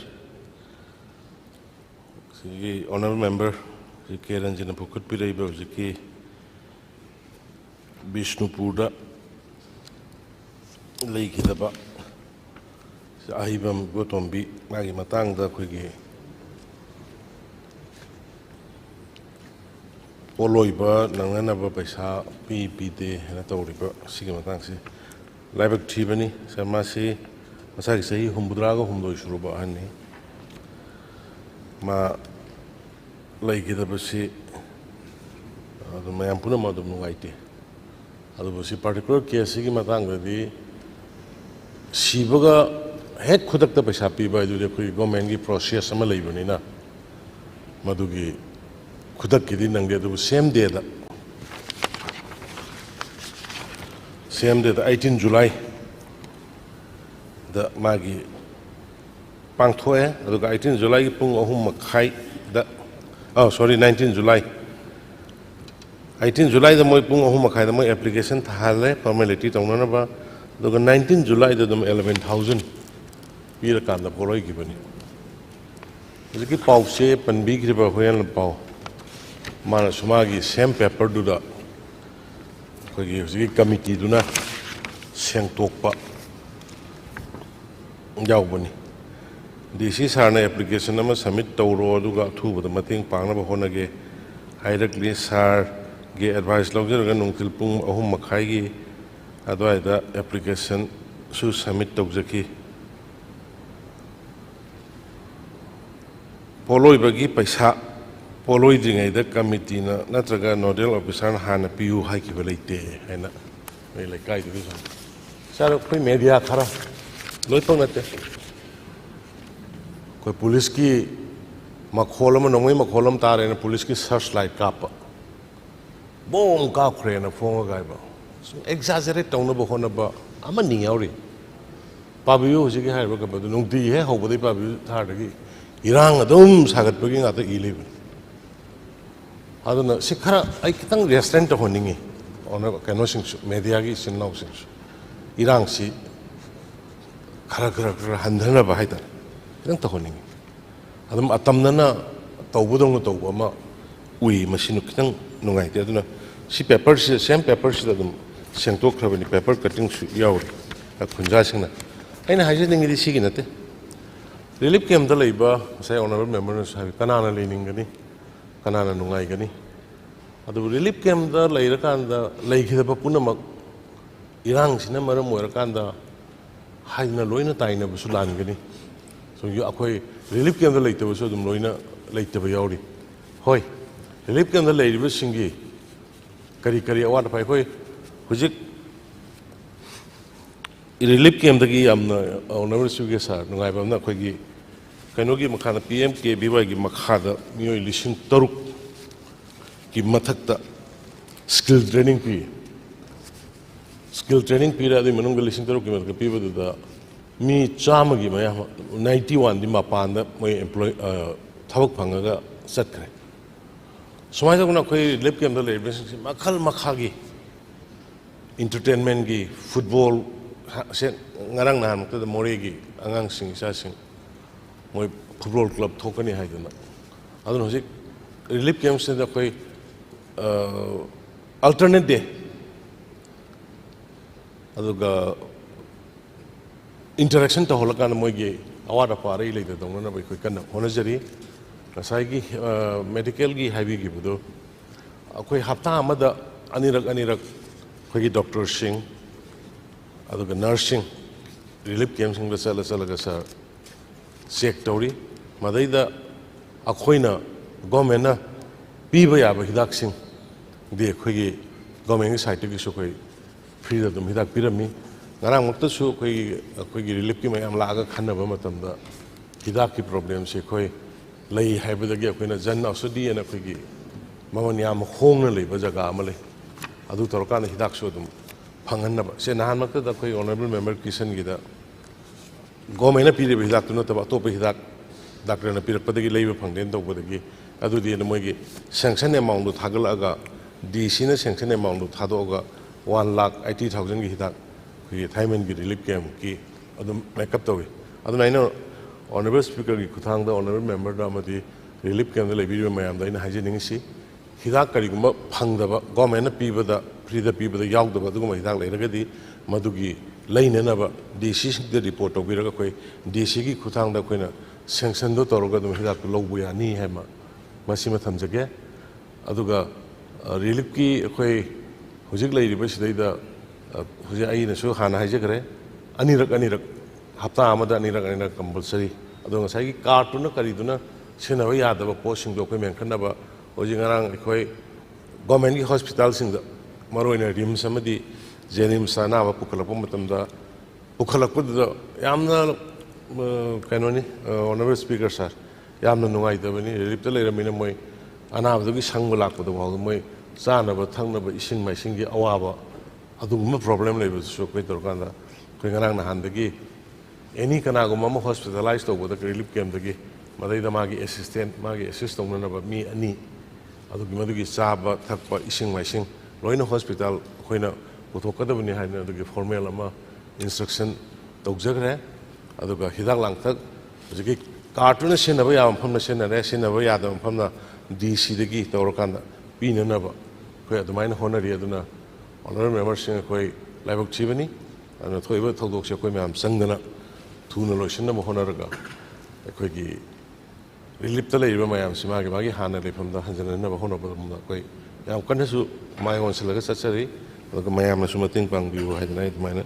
ꯊꯝꯖꯒꯦ ꯁꯥꯔ Honorable Chief Minister na koi awaba taraba mayam sigi yam kanna honabiri khotli hana thambire yam nungai adu madugi tauba tawdabadudi sar koi gi relief camp da leibiriba koi gi inmate singna adum house si soidana sarna sinbiraga live telecast thambiri menina yam baloina taram godong male manosi haibi giba DC ga tanaraga tauba khotpa da haibna chingba mayam ama haibiri do Sar mamangi kaino da so aino husik ta hobu da kitang kaino tawdabra lei khidaba laibak thiba sigumba tholok pagumba gi magi mathau mangam plus akhoi hoi chingi silnau singi sudu mangai Hindu dharma haigadra maitei dharma chatpa haigadra akhoi su swarada karma haiba dum both two communities singi ne aina haijaris madugi chumna khaki magi cremation gi kari gi tawbadu natabada akhoi gi cremation plus my karma se swaradha lairi ama lairi mamingi oraga su sa akoi aidi sa si effect tawba kendra gi MLA manina ai munna khangi sa relief camp da lai khidaba mi tara hele madu relief camp bu phajana kaino tawbiri ba koi gi area du gi club ki chilinau sing laire ba ama ma tawraga tangai phadana lupa lising tara pi ba kun pi ba tawraga karma si loisanna ba haidana maina sin bu su yawisa Madu ngamukta bu suyaw ye khoi madu sarkar gi policy amoina sigumba mioi bu gi aroi ba matam na yadana la akanda sibana ba duga karma gi matang sida sa policy amoina DC da manage tawna ba policy amoina sinbiu du juji maksa ai gi kendra da khoi kakching da ngarang na handa su anaba ani pukhallaktana adum khona jari sar hona badi hujik su ngarang su message hoina thare ai telephone pai ho da ba relief camp gi mam akhoi rabi haiba ingo amana tawroktana hairi si sar uncle akhoi ngamdre tawba yaba tawjare adu akhoi upai leitre di sida chaluba matam da su paisa si leite haire aina sai di sina di karai di piruni sarkar gi policy gi makha da di si singu di act tawgadabani haidana sigumba honorable chief minister na di yamna thambiri di siga tanaraga tawraga kholaga di haibiri adu DC da chalu bukanda sigi pot se thaba oina pangthokna bo hona bada DC gi respond do somda gi di hairaga su asomda di respond do phattaba so asima clear to biu aduga aina hairiba mioi bagi matam na loira kanda awaba marak sida leitra kanda karma gi kari gi mathau mangam tawna bagi policy amagi makhada si tawne habado house sida thabiu ya sar adu khatang thamjage Speaker sir hujiki kaksingi oina tawre warise kaksingi si khoi hana suma knowledge like jabra isi loiraga imangon haige cremation gi ama aduga karma gi sarada kari ke tongna bagi person amada policing contra pc na khoi sarkar gi already instruction lai khrabani adugi 30,000 do mangon the knowledge of the brakari no imadu si house lo huji nun loira kana mangon instruction toge loga hana phangi de bolera go sodum claim to wibe yani khoi karma gi di sing contra di pc na khoi already instruction like it. Thank you. Agenda number 5, discussion and voting on demands for grants. Honorable Chief Minister in charge of finance na demands for grants 2024 to 25 move to begin. Honorable Speaker sir, I beg to move that the following demands be taken into consideration. Number 1, demand number 6, transport. Number 2, demand number 8, public works department. Number 3, demand number 9, information and publicity. Number 4, demand number 16, cooperation. Number 5, demand number 35, printing. Number 6, demand number 37, fisheries. Number 7, demand number 44, social welfare. Demand sing asigi manungda demand number 6, 8, 9 amasung 44 the honorable members sing Sri Surya Kumar Okram, Sri K. Ranjit Singh, Sri K. Meghachandra Singh, amasung Sri T.S. Lokeshwar Singh dagi kaching phangjai. Ahanbada Honorable Member Shri Surya Kumar Okrumna raised to begin.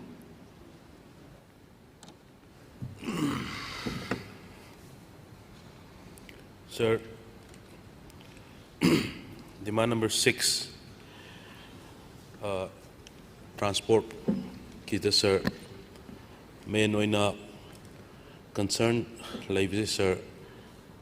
ay mamang dasu toina pukatsabani sir. Hoy, maruina Manipur si, hoy ki lenga asin ang government sina sukan na hona birongani railway. Si mayam kan honor su pusik pok yok salaktaba adagi national highway ani si khoi kan sir masi pusik lairiba problem si mamang da mayam ama tanaba khanaba discussion debate mayam ama tawkre masi da lairiba hindrances haiba tare jiri lomda laiba transporter mayam na thengnariba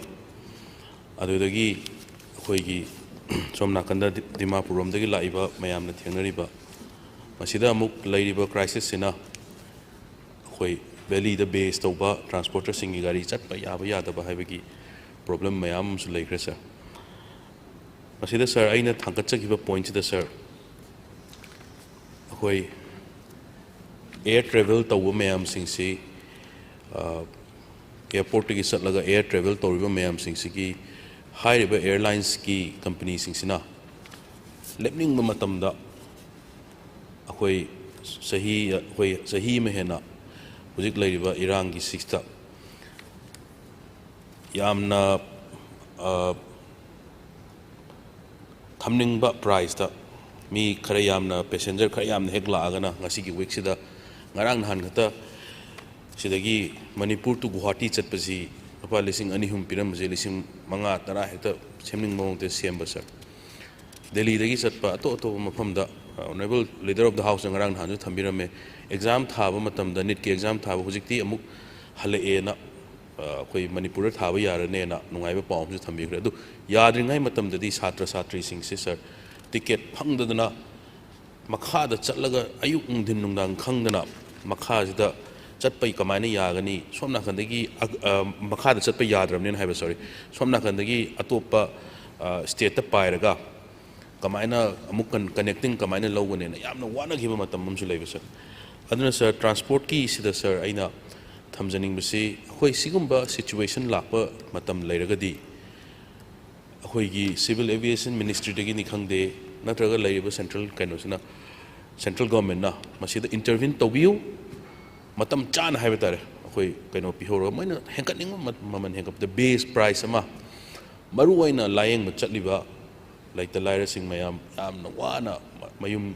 banan thamto oga sen purga chatliba mayam sing satra satri mayam sing upai laita na chatpa mayam pekha thaba mayam sing sigi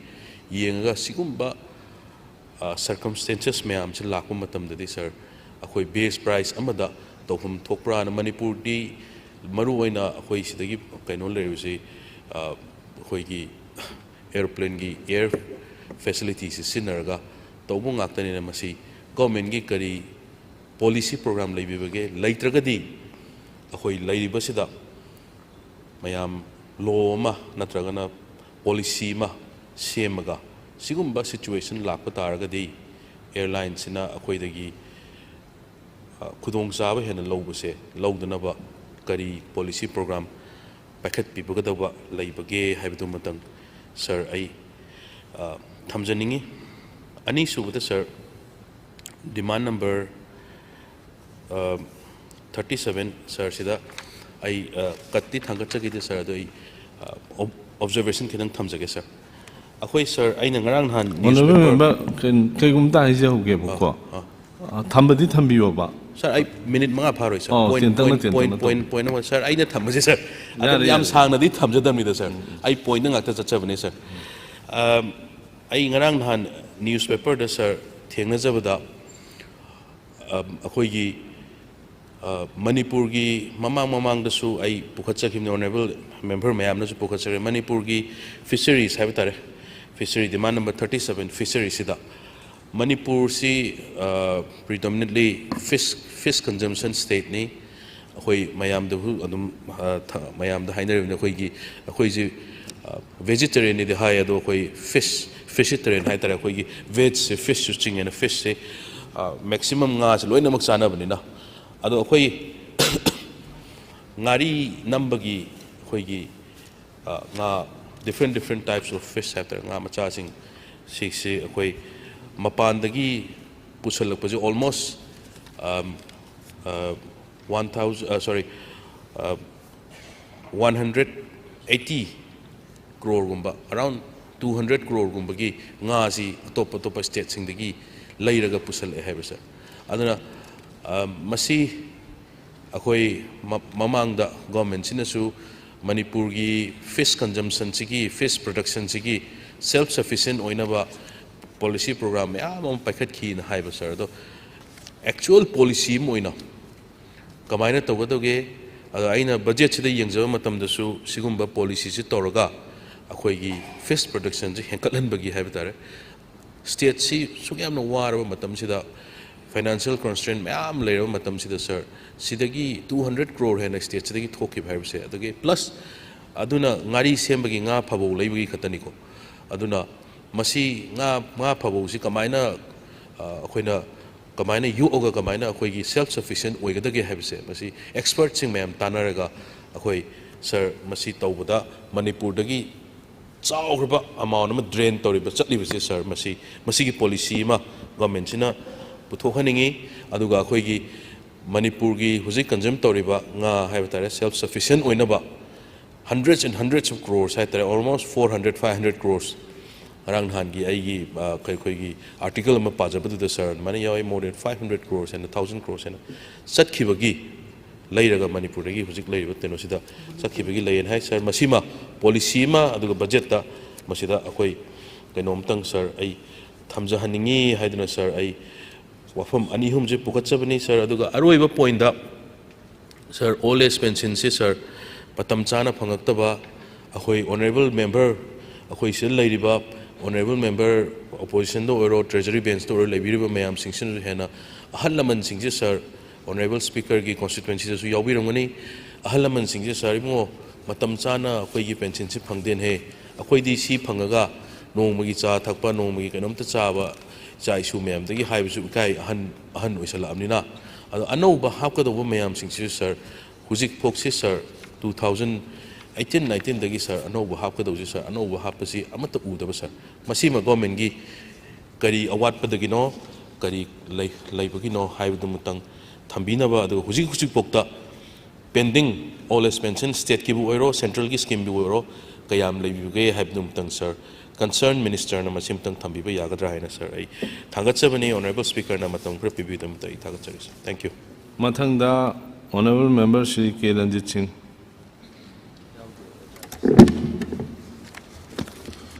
Sir, I matam yam na lawjaroi. Anda ki session se ki kalik mayam da su ai thamjabane ai demand da su ngangjaroi. Eng home gumba issue si ka mari laina bana tabadi yari kai ngangroi aduna ai mamang da su yaujadabni ngasi su yaujaroi na khanbani adu sar lambi si ai gi lambi si pan basu ikai ba hai batare pan da basu ya da ba wobagai lamkhai tu sugunu si sa adok ki matik phatre phat taba ya ba phatre manipur gi ai gi da natre hujik lambi thongsi akhoi gi patlaba pumba sida amuk ke hanjana namthi ba ma yaw ba du chap mana gare manipur gi national highway hairo national highway se honorable chief minister gi mamang BJP gi office leiriba national highway mamang governor gi chaliba power chaliba national highway khara sida mangai sidai khara lapthok khibada lifeline oiriba dimapur lambi jiri lambi sa adok ki matik phatta ba se haingai leitana phatra matam amada Central gi BJP gi leader mayam la aga aeroplane ta na ba sem gani hadana la thok ki bidung si di jahas oina thada ba gi bhab ta lere sar aduna I paning dre manipur gi lambi thong se sar aina sa haijari ba pat la ba pum la ba henjat na nam thi ra ba pot am ga chap mana ga yam haining de aduna aina tension jarak pada ai yam sang na sunganing de wobagai lamkhai sugunu se masi sembira roidra सरकारसिना करी खनबिरी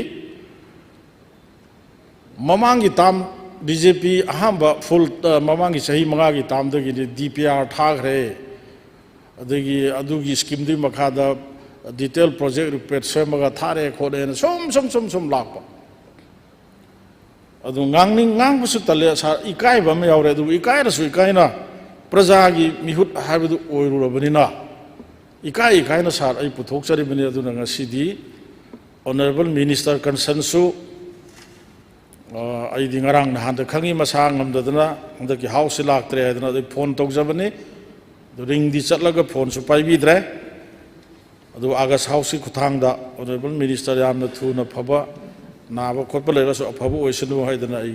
house खुथांग सूमायन थमजगे honourable minister की महुत्ता honourable chief minister खुबीगदबनी अमरोमदी खुदों चारे असेंब वगाई लमखाई to सुगनु लंबीसे सेमरोय DPR थाखरे खोखरेगा अदोमदी तौबीरनु कानद्रे मरमदे DPR से ममांगी तामदे थारकपदुन हुजिफाव DPR थायबसे अइनसु तानिंगद्रे अगी माइगे की प्रजानसु तानिंगरोय अदुना हाउगिबा दसोय थमजखरे election दी ओरे election की campaign लाकपदसु लंबी सेंबंगम मीदी थागलक्तबनिना लंबी अदुम फत्तब ताय हना थंबिरमी अइगी सुगुनु केंद्र की मनुंग चंब मतेक तो सेंबिद्रसु हियांगलम केंद्र की मतेक तो ओरसु सेंबिरो सेमगनि सेमोय हाबेदुम तंग हाइबिरगा सार मधु हायन गे हाइबिदुम तंग सिगी मोशन से मूव तौजरिबने सार मतम खर पीबीबे उम तागचरी मथंगदा honourable member Shri K Megha Chandra Singh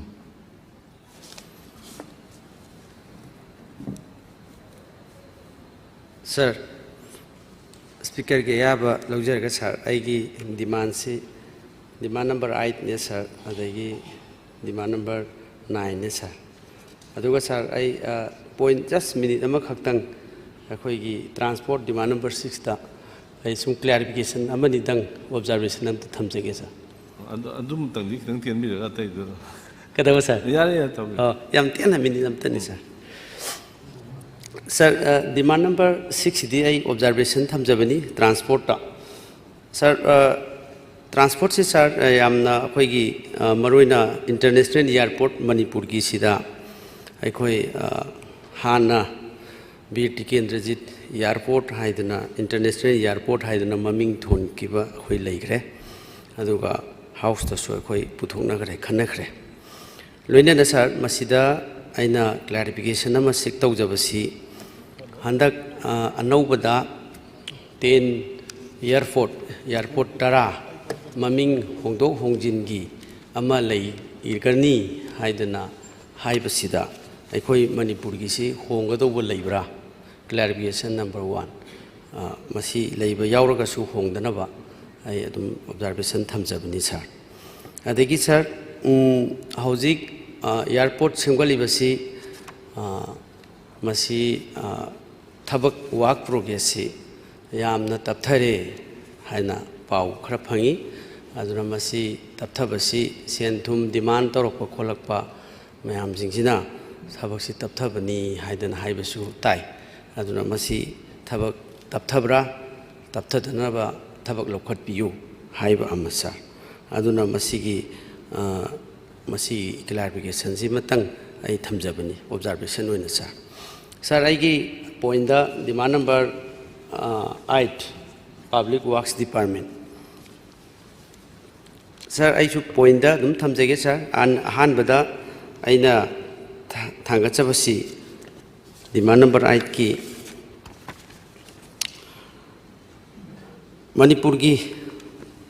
लैरिबा 2007 दगी बीजेपी की लेंगाक्सी लाकपदगी अखोइगी वर्क प्रोग्राम सेमबसिदा PWD से सर या मेजर डिपार्टमेंट नमनी मसिना लंबी थोंग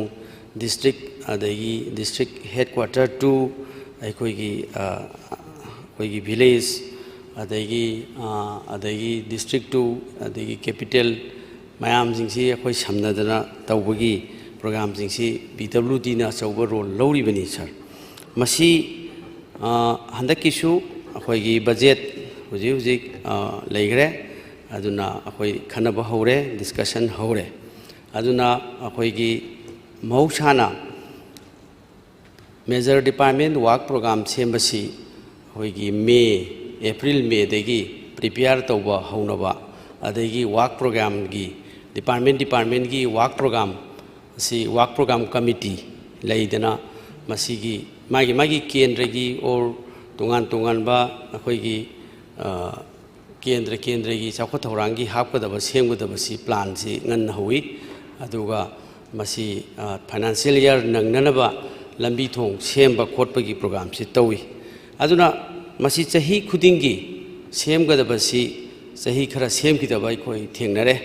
work program semamaga kakhiba khotkiba su leire maramasina Manipur city tha taruk nong tai tha taruk nong tadabagumba state amani aduna nong yamna tabani na lambi thongsi khara kaigan basu adum lei maramasina akhoi gi lambi yadre lambi semdre haibasi mafam kudingi ban blockade adagi tawrakpa akhoi tv de khabar da thingni aduna suppose maroina Imphal yaripok si ngarian lambi Imphal is faura satpa adagi Imphal yaripok si thawalom degi satpa ani si Imphal yaripok ngarian faura satpa si ban si masing thingam duna tawgre sam akhoi marak honorable minister sing chalaga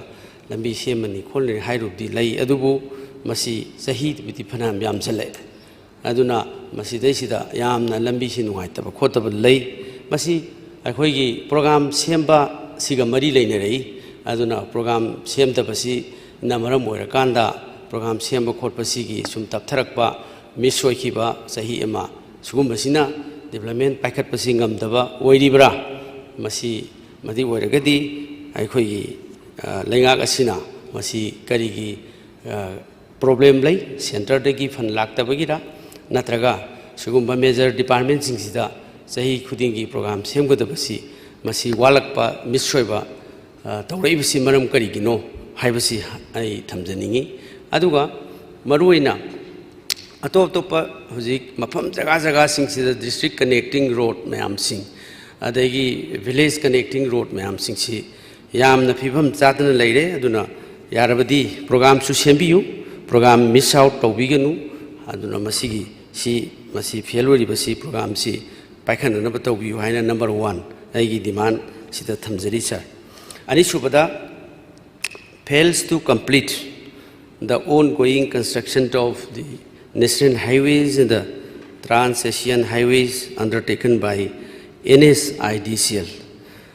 National Highway Infrastructure Development Corporation Limited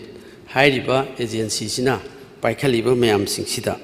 sir maruina problem si akhoi gi package ti yauriba mayam singsi matam chana loisandaba masi aina example loina khara thamjarabade sir Imphal Jiribam road masi kuire paikhalis sargi government sina akhoi 2017 de lakpa matamda akhoi Imphal Jiribam gi yamna prolong akhoi gi masi inconvenience lakpa sahi kudingi akhoi gi masi essential commodity pu ba transporter mayam singsi awaba underground mayok na bi awaba dagi lambi gi problem amsu thengna basi adum leibasida sargi akhoi gi double engine government si lakpada 2017 da haikhiba yamna phajaba yamna thrilling oiba yamna phajaba positive akhoi gi aspect mayam ama haibi khiba leiribadi karino haibada Imphal Jiribam road si flight landing condition da semagani haina laukthokhiba even the union minister nabak laukthokhiba masa yauraga laukthokhiba honorable leader of the house na haikiba lei aduna sir masi housing sahi si yam chale adegi center da su fund marang kaina akhoi pibagi wafam lei adubu masi leiriba paikhaliba akhoi agency sina paikhatabaira government initiative laudabaira adegi amasigi awaba mayam singsidi law and order gi awaba sida lambi fasilaktabagi awaba sida isida housing oiriba Imphal Jiribam road city JCB loading condition gi type to lakpa JCB ta adragadi chatpa yadaba aduna masigi awaba mayam si thengnei sir masima karamba kanda masigi athuna yamna thuna losinbigidagi haibasi parjana pami khangba akhona su pami khangba sir loinena NSIDCL na paikhali basida Imphal Ulkhul Jesami Road masisu akhoigi honorable MLA Singh Ulkhul gi akhoigi mingwen panjadrabasu makoina su paper da kari da hapkiba parja mayam sing su akhoigi Ulkhul gi daily news mayam sing si thagalakpa mayam sing si paruba social media da paruba matamda Imphal Ulkhul Jesami jisu thabaksi progress se sunglai leitraba adagi masida hairibasi contractor amada pire aduga contractor sitigi subcontractor yankhai amuksina amuk logre aduna mana thokpa sure suninga sure suningdrga sure sudre admai tawduna thabaksigi progress sima sungu udre haidana Imphal Ulkhul Jesami road sisu leiba masisu time bound matamdi henjalaba aduna masi kari phibam da lei ayamna maru oiba aikhoigi karigumba kanda senapati tegi Jesami rom sida Ulkhul laaga sida su akhoigi national highway gi connecting section khara lei adudagi amuk lambi se semagadi amuk Ulkhul dagi amuk Jesami rom da mathang district myam se satkhigi dawa Nagaland ta khi dawa mayam amasu masi thabak se paikhatana loisan dadana progress leitadana leiba adagi sir amana Imphal Dimapur road sisu angakpa phibam da leire masisu haujiki oinadi irang hina chatpa yada khota leirabasu atopa chatpa yaba khopa mayam jingsu masigi section leiriba mayam singche masi progress leite aduga irang se thoktringai dai khoina Dimapur baksi by road ta chatpa khotpa sida Dimapur hek Manipur lan thokhibedana NSIDCL sisu masi mathau phajana tawbo ui adagi yamna adigi quality maintain tawbo ui Manipur da changakhrabadi NSIDCL su karisu loina aikhoigi masi mahi chenba dawna tawba adagi pura collapse tawna tawsi NSIDCL sisu kramai tawjano khangdi aduna Imphal Dimapur sisu kari phibam da lei hauzik progress kari lei masisu thuna losinbagi pandamsi karam kanda thamibage haibasisu khangningi sa loinana Imphal More sisu aikhoigi Trans Asian Highway ema hangdurei adagi hangdurei base khoi punomaki laibok phabani masigi look east tagi ek east lae ek east tagi amuk akhoigi Indo Myanmar Trade ki center lai adagi Kaladan project aikhoigi lane road ta aikhoigi masi India gi oina lane connecting road si masina khwai chawba mo oibani adagi amuk on the other side hairiba masigi Kaladan project sigi leiribasi akhoigi amuk by sea road tasu Kaladan dagi Kolkata satkhiba dagi somdana lane road si aikhoigi masi achauba program si akhoigi irang su feloi leire adagi leiriba khara hauzik sengotkiba kharasisu masigi magi sengotpa hek loikibaga phajana quality si udaba adagi ninghairakpa sorok mayaida crack chalakpa aduga paksana ninghairakpa yaukiba aikoi thengnakhre aduna masigi si Imphal More section gi sisu masi progress si kayam leire haibana singsisu khangningi sa aduna masigi point ani hum sidai sida akoigi works ki si amuk kano tawjage aduga akoi amuk tongana hai honorable works minister na pibiraba matungda amuk akoi amuk khara matam lawjage sir demand number sir 9 information and the publicity masi sir ai question number khak thamjabani aina thamjabisi sir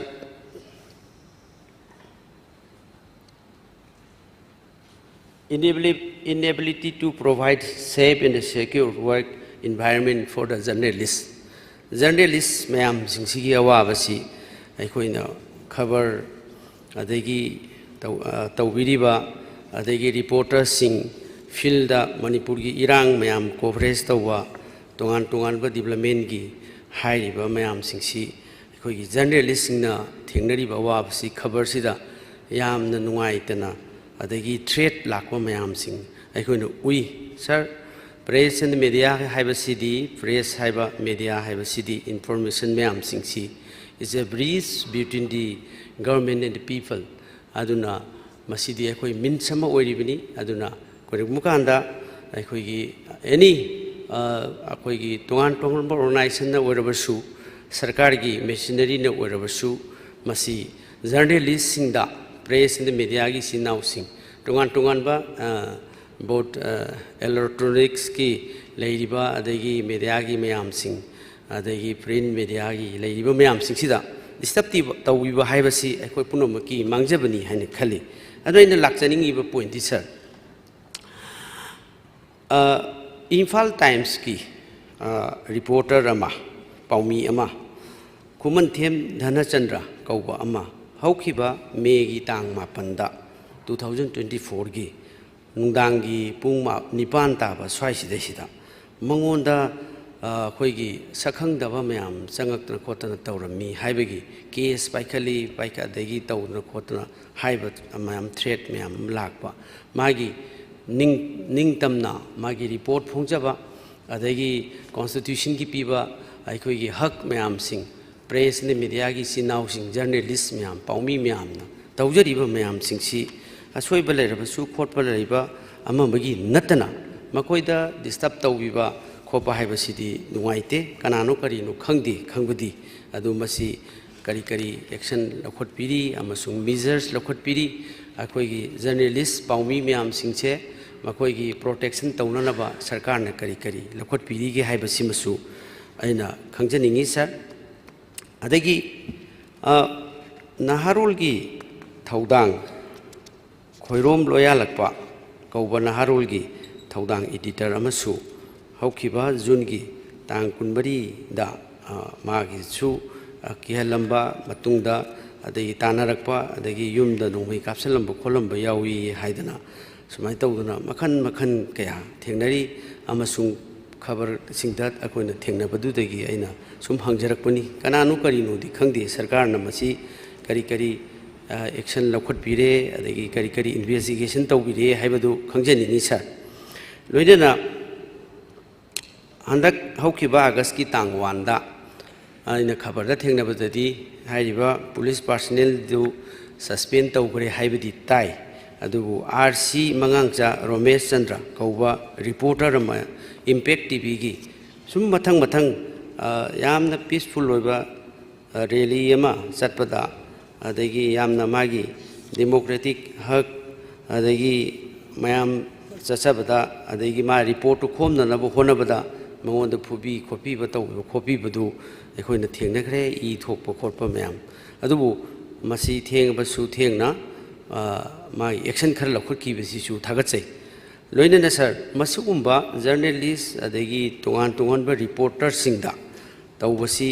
सरकार ना मसी major लखोटपियु अदुगा मखोइसी यामना अखोइगी democracy चटपा लेबाकसिददी मखोइदा मखोइगी फ्रीडम ऑफ अखोइगी रिपोर्ट्स अदगी तोंगान तोंगानबा स्टेटमेंट मयाम पीबा खोटपसी मखोइदा यामना पीबीगदबनी फ्रीली पीबीगदबनी हाइबसी थमजनिंगी लोइना इंडिया सी प्रेस फ्रीडम इंडेक्स ता मसी रिपोर्टर्स विदाउट बॉर्डर्स हाइना 2024 दा अखोइ फोंगी अदुना इंडिया सी मरोइना अखोइगी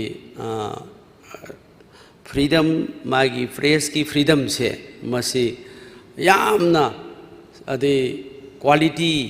अदगी थ्रेट मैम अदगी मीडिया की फ्रीडम से पीबीदबसे मसी पृथ्वी की 180 दा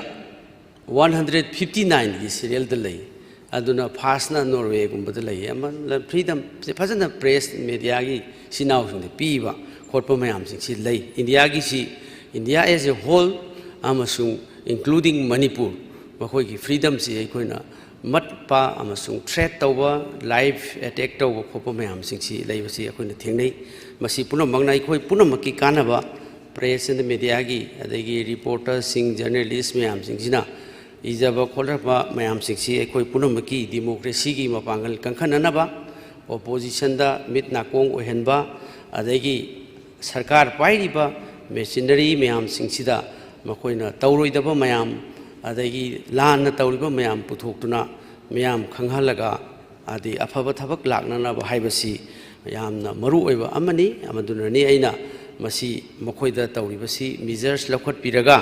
ꯃꯈꯣꯏꯒꯤ ꯄ꯭ꯔꯣꯇꯦꯛꯁꯟꯅ ꯀꯔꯤ ꯂꯩ ꯑꯃꯁꯨꯡ ꯀꯔꯤ ꯀꯔꯤ ꯁꯔꯀꯥꯔꯅ ꯃꯤꯖꯔꯁ ꯁꯤꯒꯨꯝꯕ ꯊ꯭ꯔꯦꯠ ꯃꯌꯥꯝꯁꯤꯡꯁꯦ ꯂꯧꯈꯠꯄꯤꯔꯤ ꯍꯥꯏꯕꯁꯤ ꯃꯁꯤ ꯍꯥꯏꯔꯒ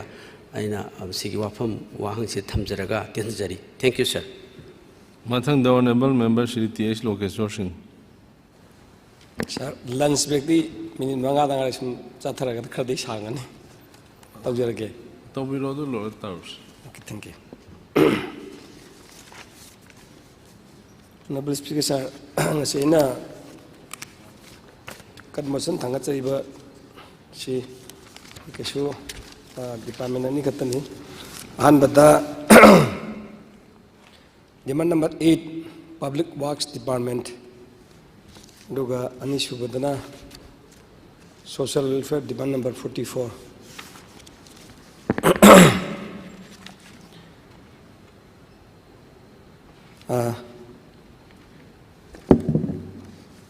अइन पुगचरीब कन्मोशन से वर्क्स डिपार्टमेंट से मसे मपांगन कंखल अंसिरा और नत्रगा अदुम लोशंग्रज राबिगी नुंगाई मंददना दुगी तौ करम तौसके फगतिगे नै नोई भचरपनी अहानबदा improper tender process for construction of roads, bridge and government official building. Anisubada inability to award to the local contractors for construction of roads, bridge and government official buildings. Anisubada inability to make new work programs for the year of 2024 and 25 for construction of roads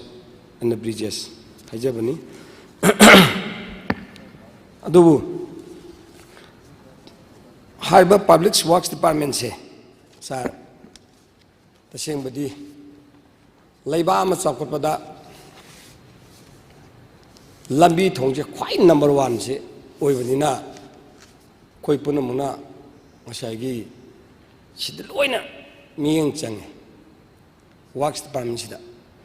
works department da liba staff si yangrab jani khuyam amni sida tongan division loi khaidoeba electrical division jigi civil division da division 1 2 3 4 5 ana andi building division makta 1 2 3 4 5 ana adubu haujikti sahi khara question lae works department tawudaba thabak singje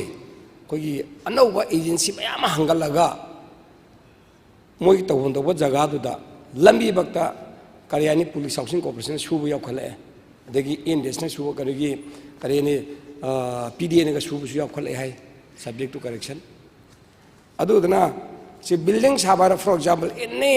achau building science ayamba didi chief engineer PWD gi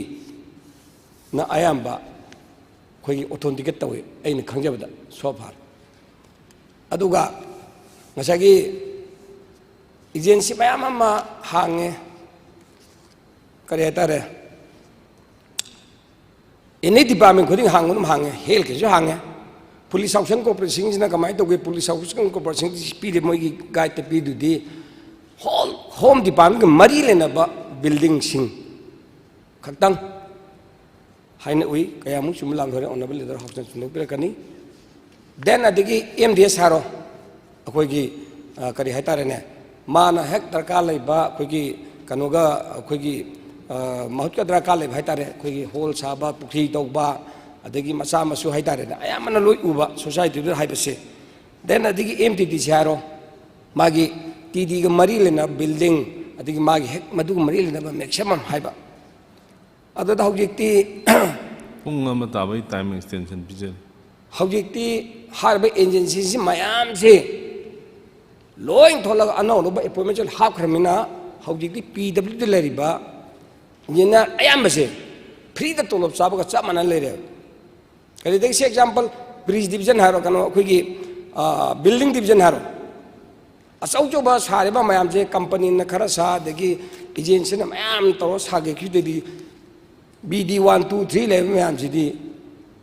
मसागी government quarter की सम येंगना बले फिवम चपचान तारे चौबा साबसे थेंग उद्रे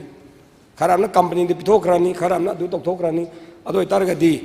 हारिबा लरिबा building अखोगी PW works लेबे civil engineering मयाम सिंजे करी यानी मोइदा डिबुची से तौरुदबो इतारगदी agency ले man तौदो इतार मोइदा लोने test तौबिरगा bridge division की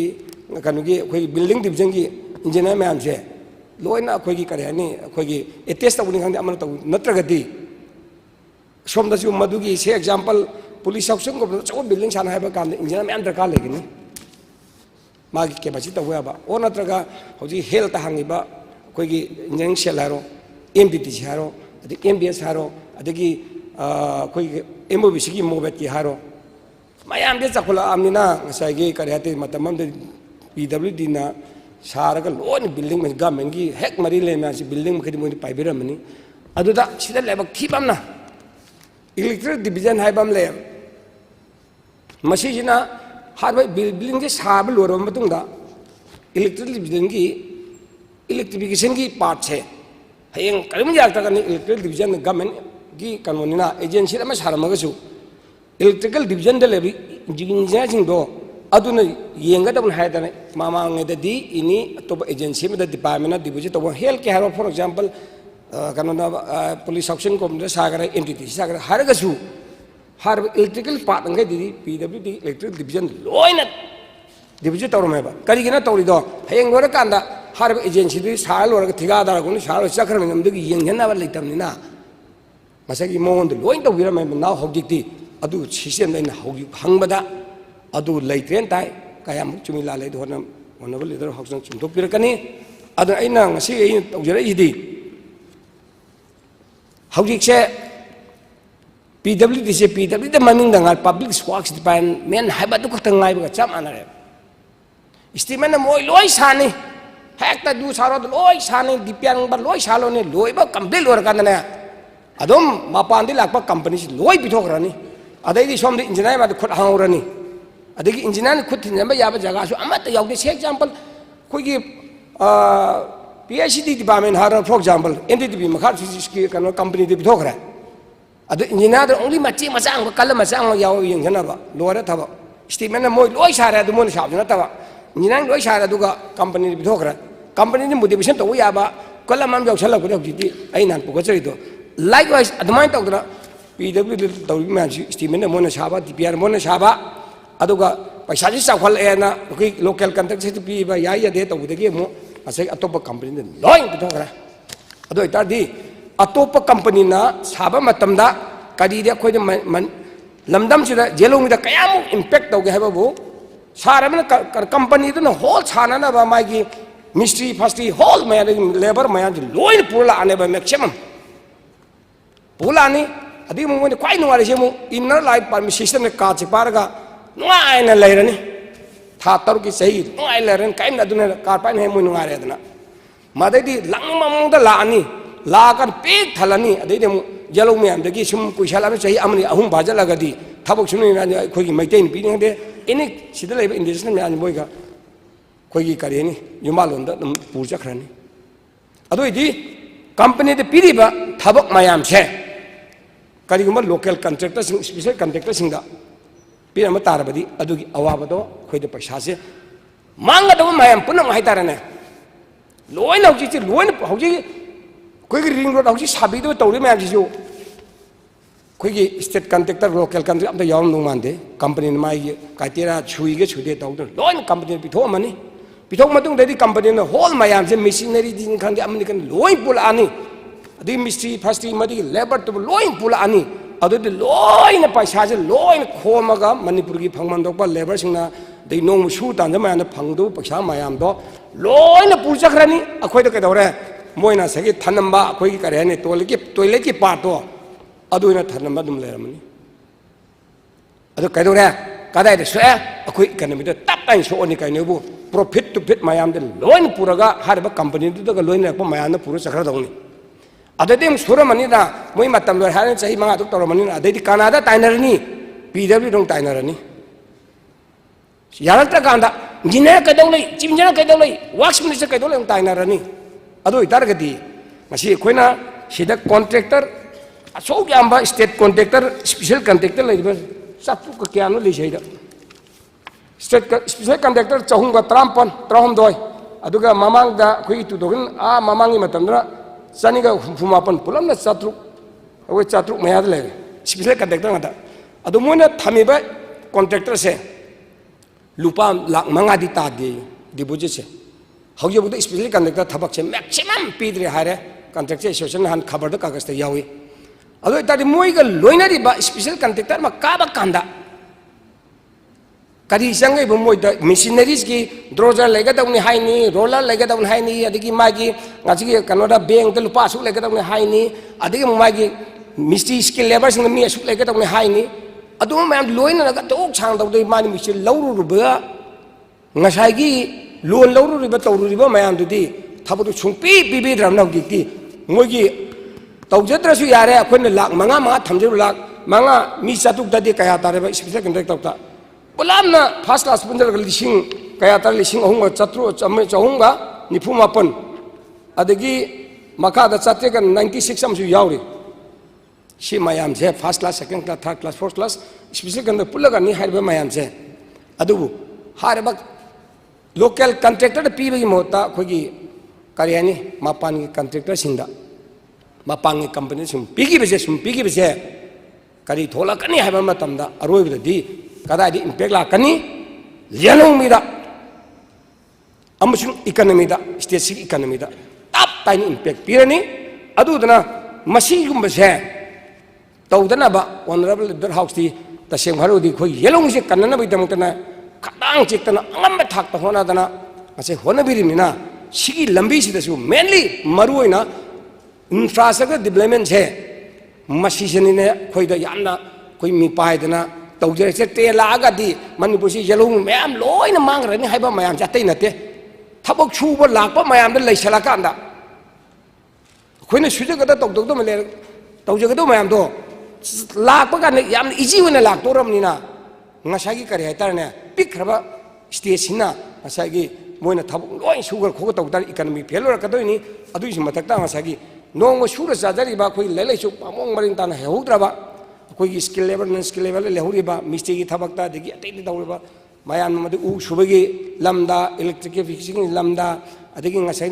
lambi sembagi koila sabagi lamda RCC jum sabagi lamda hingna bana haiduna makoina chahi tara kun sagi labor thabu rakpa mayam se last di ngasagi kari haitare hariba mayam se company loi chakhraga di koi station lehudu ba awabado मधुगी तंगना मसे पुखचबनी अदना ओनबल leader house की ओनबल speaker through the आइना थमोय सेंगैना चिंजरी से अखोय PWD से चपतानंग लिंगन जेबा असि लिंगबा कांदा अखोयगी येलोंगि कनबगी मचा अचोंजु ओइगनेबा पैसा जो सेव तौगनी अदुगी सु मथक्ता ngasai suba noma tawjagadaba hol labour मैम सिंगी नोमा सूरग चारबा मान है बिल्डिंग साब हारो चेक की ओरो अदगी ngasi उगी ओरो फार हाइरिबा मैम मणिपुर लेरिबा जेलोंगि खुदिमना हाइरिबा मैम से ngasi PWC से हेड डिपार्टमेंट कन खलगलबा मतमदा ngasi जेलोंगि मा पांगन कनगनी अदरवाइज अदु नत्रगदिना ngasi लेलेसु तमोगदबा मैम मा nganta लाइबकना लाइबक थीदना युंग nganta का पांथोरबा हिंगदबदी यादबने मसागी मसुगी हिंगदबदी यादबनिना ngasagi madu hingna wana bamba tamda chek suba lambida u suba gi lambida electric fitting da wi lambida adigi plumber gi lambida adigi rang thaba gi lambida ngasagi asuma mayam je larak labanina maruina hareba PWD se public works department se mapangan kalaba kanda akoi gi simi khudimak yellow mi khudimak economy phagalakani अदुगी मतकता मखोइदा मसादा सेंथोक लंबी लागदी माई मसा मसु doctor ओइनाबा engineer ओइनाबा IAS ओइना IPS ओइनाबा पुन मसिंग दो मसाई आइना सी ओरगा आई न सी थबकी तौ इसा सिमा खक्तंग दी आई सिमक तो सिंगे कोना तक सी सोन तबगी खुदोंग चाबदो मसगी लैगनी मरम दी कैनुबु से एग्जांपल बिल्डिंग डिवीजन हारो अदुदा युम साबा तारदी कदिगी संगे हाइबु चेकी मिस्त्री संगे उगी मिस्त्री संगे इलेक्ट्रिशियन संगे रंगी मिस्त्री संगे तंगाई फदा भाई तारने टाइल मिस्त्री संगे प्लम्बर मिस्त्री संगे अदु इतारगदी हर बिल्डिंग सिना ब्रिज कोई बिल्डिंग डिवीजन सिना मोन होल डिबुची सि तौसेले हरगा अदुदैदी लोकल कंडक्टर मा पीदे आरो पिरानी लोकल कंडक्टर सिंगी स्पेशल कंडक्टर की मखा दो लेजेबे होल लेबर खुदी मसिंगदो थबक पिरानी अदु कॉन्ट्रैक्टर सिन मान लोन लौरब खुदी मसिंगदो सिंगगा हेन कंखननाबा सोइदना लाकनी से एग्जांपल मा खुदम धाजब दा कोई आइस ब्रिज बिकम माइदा लेबि सिमी कायानो यामे अदो कोई लोकल कंट्रैक्टर ने मोदा थाउ पिरो नोबा मोंदा लेबि मशीनरीज मयाम पुन मक्सिंग छे ngasai kari hatara na adi mai da lebar misti pun maksing mai gi lebar pun maksing do ko na madu sin da tardi kari thorokani adu kari wa building division sida achau chau project mai ma si sare khole ma je estimate na ain hangu da PWD gi building division sai khoi gi VIP guest house si sabasi pi bana company de pi chum lam ra khandi adu de khoi state ta PB ram taro contractor पिरम contractor सिंगे मिस्त्री पुनक लो Hinge हौजिदी आदगी Moina company बिना मोइ खुजाब दे पुला मिन मदे लेभम तुमम लोइ थिगला लास्ट दी खोइना फंगदो फोटो मोइ लोइ फंगरे अदुना ngसाइगी लोकल कंट्रैक्टर सिंगे दल लरिबा थांगा से अंतंग yang से से एग्जांपल कोई जिरी लंबी हारोने कॉन्ट्रैक्टर दो मोइ हौजि सानी चम चम चटु मथक लेना एक्टिवेट तो बदी याम दरबा चाम चनी दि लेरंगनेबा येंग जेबा अंतंग किलोमीटर मंगा मंगा खाइदोंग नरगा मोइगी आइसएल सुबुदुगा अखुइ सुबुदंग चेक तो होनजेबा ngamaktri ngasai amon loi kakta cheba aduduga ngasai gi company ni suriba NSI del suriba aduduga akhoi state na suriba se example ISBS become to pisanji adugi akhoi ge ibo chok de pisanji adu da mayam leri afawa conductor special conductor qualify mayam leri ba mudi pisanji adugi yengan jeba mutang jiri lam se kayang kun chakata yeng kayang kuina pan le gada yeng cheba hadi NSI del asai honorable member mhabi gido khoi man budi hoje NSI del sel se masi kai do grom kangde pura puri mahi se leido aidi chuming khale adubu khoi local conductor pi batar badi ka kai dem satuno company to ade madu lau ga lakano ga lai ga lakte ke tawi ga to de kaunai ai matam nei ga leite meeting adu jada chalinga dadi somdari public di wal hore adu ko local special conductor sing oita di khutakta manipur le ponina ligi surib ju masagi yellow mi labor ga ta sudur mina man satu lamine ka do su hapuna di tawro e adu na maram odna aina pukachari se tangai phatana honorable speaking through the sat khren tawsi dum hai ba tarang modar khangdi kara ta kan to je khangdi hoi lubi de lem di tan ko lubi de lem di ta dum han dum aduna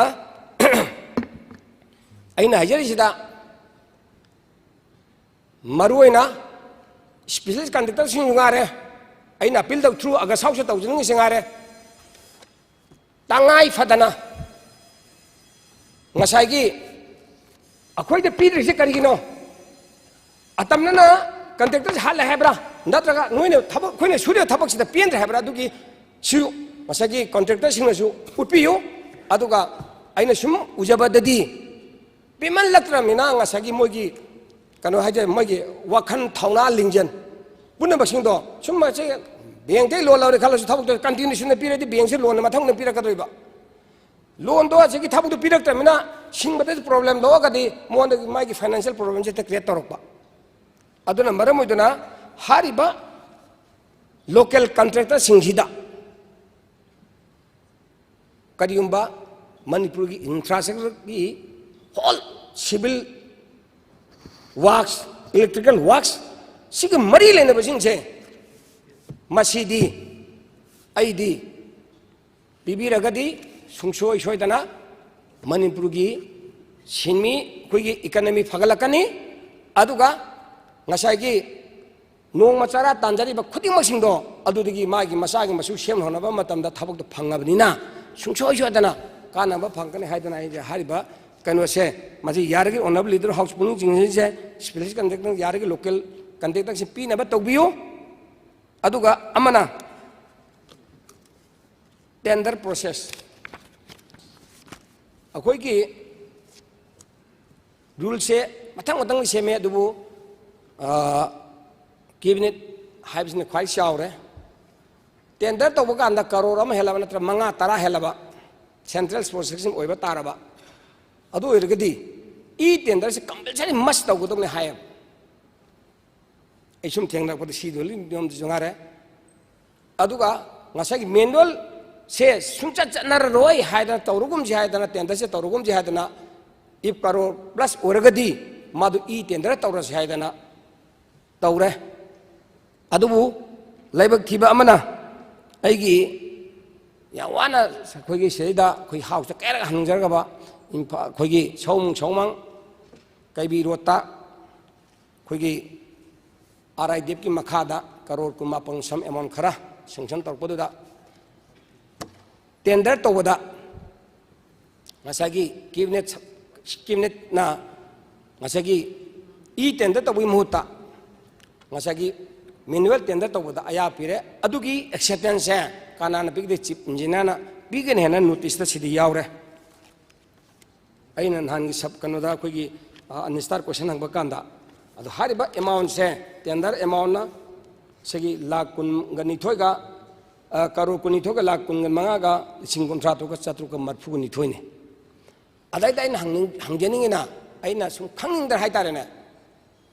si tender to bus e tender to boda kari problem lai hi bedagi hariba kano se manual tender se to gibeno number 1 aduga hoi amarum koi kene gidam to yakin bare manual tender tawramina schedule thadare hoji hariba tender si ju masai conductor association hangubo matam da amata khangau dare paper da notify to gibra to debra ju moju subject to correction koi u hodre moju RTI thari hai aduk aina hangubo matam da su open koi gi manual tender tawre sidi haire chire yaure aduga masagi manual tender mak to gen khalaga su koi gi paper hai national paper hai gara or local paper si polo pham hoi lambok thogdang adigi sanga express kumba to bi gi belaibra lerega di kupim ta ngai phangjaba yagadra aduda mase shwana sathi bata di khoi honorable chief minister na yamna any kind of development ta negotiate khoi gi sungtong toroi unfair to ko sungtong toroi lekkiba honorable chief minister ne aduduna ngasagi sida manual tender tawda ayaba pira ise haidi si matam sidi e kanu e tender tawba haji e kanu ge net ban tawi taw de silaitre tai tha tarai usala khoi tender tawje mai tender timing je date se khoi gi kare hata soi legi tarik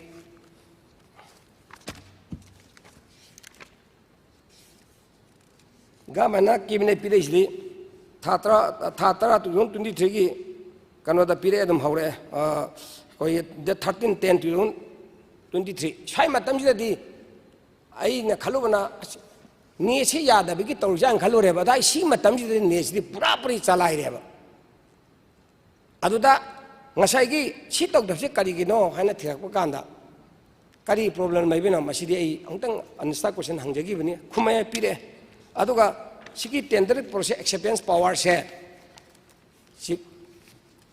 secretary ne piga dong hare adu financial ki power orangon adubu si pagdane thengna jarak pada si bidw gi niyom sungare any achauba amount la asu amala asu technical lam le ba chief engineer na amana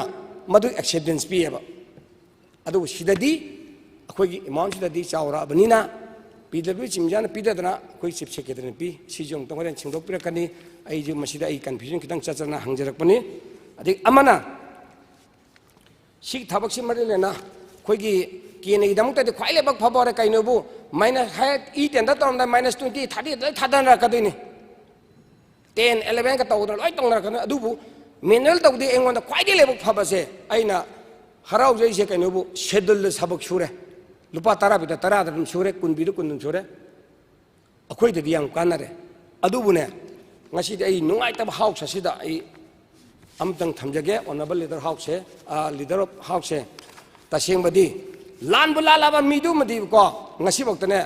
honorable chief minister ne kaino suma sagai na te amo ga jitna hoega chuangak tabani mamangi matam naina khangare maram di kaino bu imai gi tok na mana lan tar bodagi chimya do matang khara ai point lak sar bani matang khara adumak lale and how ta suspend to giduni adugi damta honorable speaker through honorable leader house manipur praja punak tai di achai mera naide lamul lamadi sungtha dar haba dum na taw yimni na sigi thabak suje sabak subi haure thabak subi haure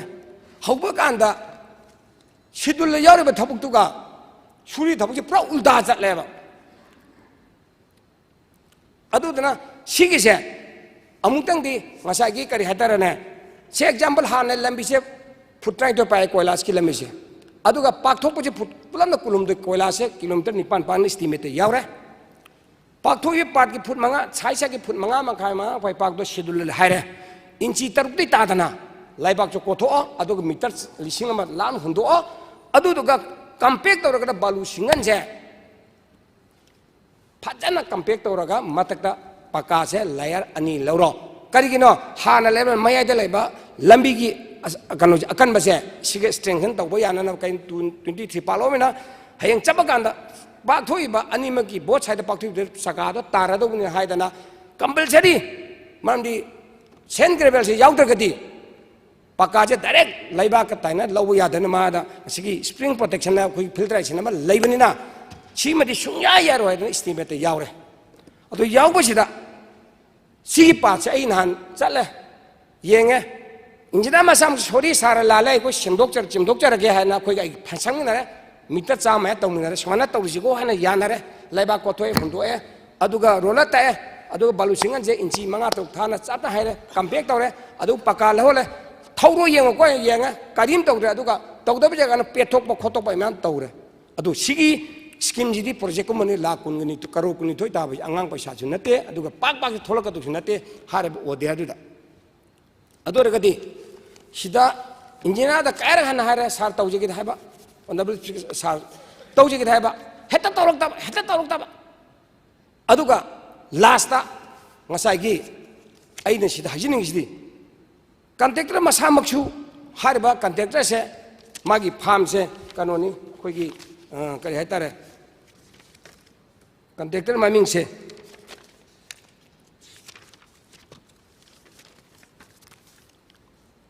MS Kim and Sons contractor equipment हाइबनी लफम खोनो मयल का हाइबनी अखोगी मरुप इनाकुम हाइगद्रा provider मानी आइदी आइन हराव रोएबा माना थबक तो फजन तौरपनी को हाइबसे तानबनी को ना आइदी यम हराव रोएबा अदुबु माना तौरन नत्रग सब कॉन्ट्रैक्टर रोदे खंग्रब हाइतारेने माजु नोंगदि उदब लाओसु यादब अदुदना हारिबिसदा शेड्यूल जो सुरबने माइना सुद्रबनिना अदुगा तुम साइट पाथोइबा तंगाई फद्रबा ngसागी लंबी दो नाइना इसामंग से किलोमीटर 9 से खोय मयाव खाइजनरगा लंबी से फुट चाम मयादा पाथोगा थमगा लैनौ थोनबा लांग लमंगा तनेबा चिंगदा खोगी हेक काकल हो जगह दु मतियम खतने ओनली मीटर 50 मुक तनेबा लेसे अतैदी लैनौ थोलगा कंपेक्ट तौदन थमने आइना कंपेक्ट तौसला हयंगने सिम कोथोक लैबाक से कल्ली हाइगी ने खलगा मसे लूजोरे थमनेबा नाउ होगिती सिगी शेड्यूल यावरिबा वेदनिंग की पार्ट हाइतारे फुट मंगा मखाई पाइब से रोलर की चांगसु चले अदो सोम से मंगा मखाई पाइब चांगसु चले कइनो हानगी कोयलासुदी ब्रिटिशना सेमा सारंबा अदुना मरम फुट से अनि अमा मखाई चांगसे बालुसिंग से थाना लेबा अदुबु सोमदा पाकथोक अनिसिददी बालुसिंग अमता लेबि नतेबा अदुना हारिबा लेबाक से फुट मंगा मखासे इंची तौक से लौथोक पिर कोथोलगा फजना कंपेक्ट तहोलगा हारिबा बालुसिंग शेड्यूल यावरिसे मसी तंग तहुन बिगनी हाइदना ऑनरेबल चीफ मिनिस्टर ना हाउस तंग एश्योरेंस पिबिरगदी तबियु अदुगा कइगुमा तौरमद्रबा तारबदी इंजिनियरिंग मतकता honorable khoi sarna honorable leader house na kai do buge de do ai di house thaman janingi summa ya de ba ai di tang na phang ba lambi de pura fresh lambi ni nau na pura ba sem do to do lambi da ngasa gi pura khoi polhon men ba gi maintenance type to buru ga di amon lai paisa ju loan ni paisa ni khoi pun mo sim do paisa ni adu re ga di tang na phang ba paisa karo kun ga mapan gi sanction amount to schedule ju tender tok ba adu matakta ngasai management ta ba sikatang subi ha bada yarak tra gadi ai di masi ta naj dai tole sungdok to bangam jaroi ai gi kendra phauram ni khungam ke phau salwe lambi ni hoji tu jingman chanma ya de ha ban khwai de maro be lambi ni har be lambi je jaga puna maki community puna mar chapal lambi ni na ngasai masing mo tang dei ta hon jening na honorable speaker thuda honorable leader house ki punung je ai chinghin jabani adunam karima hai bisla karima aina tawdi ha bise mana tawi ana tawragadi dare launa chimja ju sir phambiri edu commissioner tawraga na mamang tawna inquiry chatra karima tawrunda ba tarbadi madu excel ko na habele ragadi yes wala natraga next tawrum da ba sing lo halalaga tawhol lage aduga chaptan harba chedlu do chaptan tahongna habele ragadi ai yajarage ai conversion do ai madura kan tawjege na tawjabani amana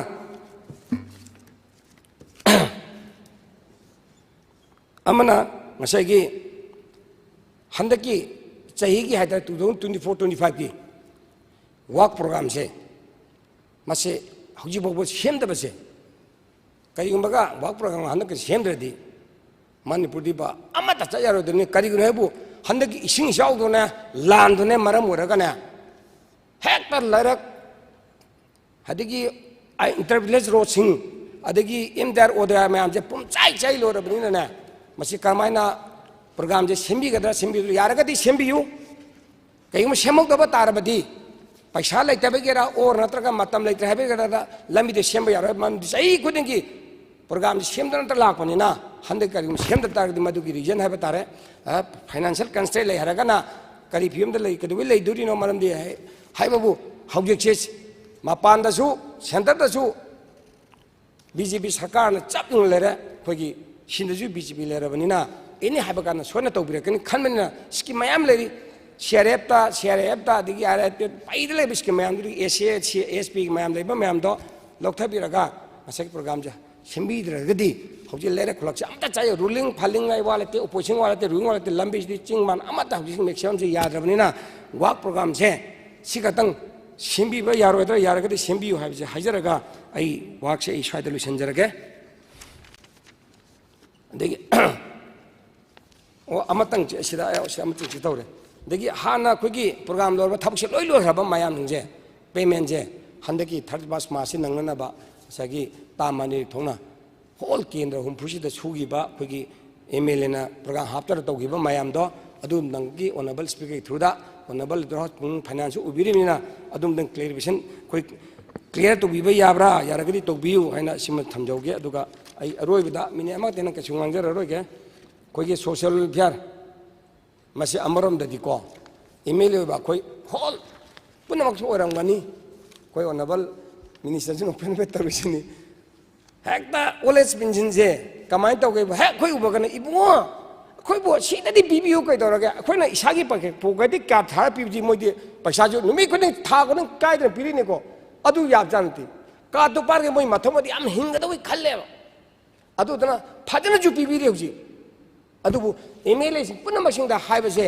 asagi kendra gi MLA mu urubnina lambi phatre MLA da tainani ising bangdre MLA da tainani minister da tainani adi oles bangdre minister da MLA da tainani di wido pin pi de MLA lam yum phatre yum kare di adu to re MLA loi tainabnina asagi tangai padana khoi gi kasi phangdreba mayam se khoi gi su saruk yan bi ba yabra yaragadi through aga sausida onama member singda asai thaina tawbiramado akoina form to pibiraga asai halaman mayam hing haitarane adura tawbiya ba tawraga degi mu sarkarna su khoi line manada khoi dipa khoi gi karene party manada ba makhai haitare ko adu su khara pibi khobi tawbiraga halaman sina khoida sidadi pi ko haiba mayam ama laiba khoi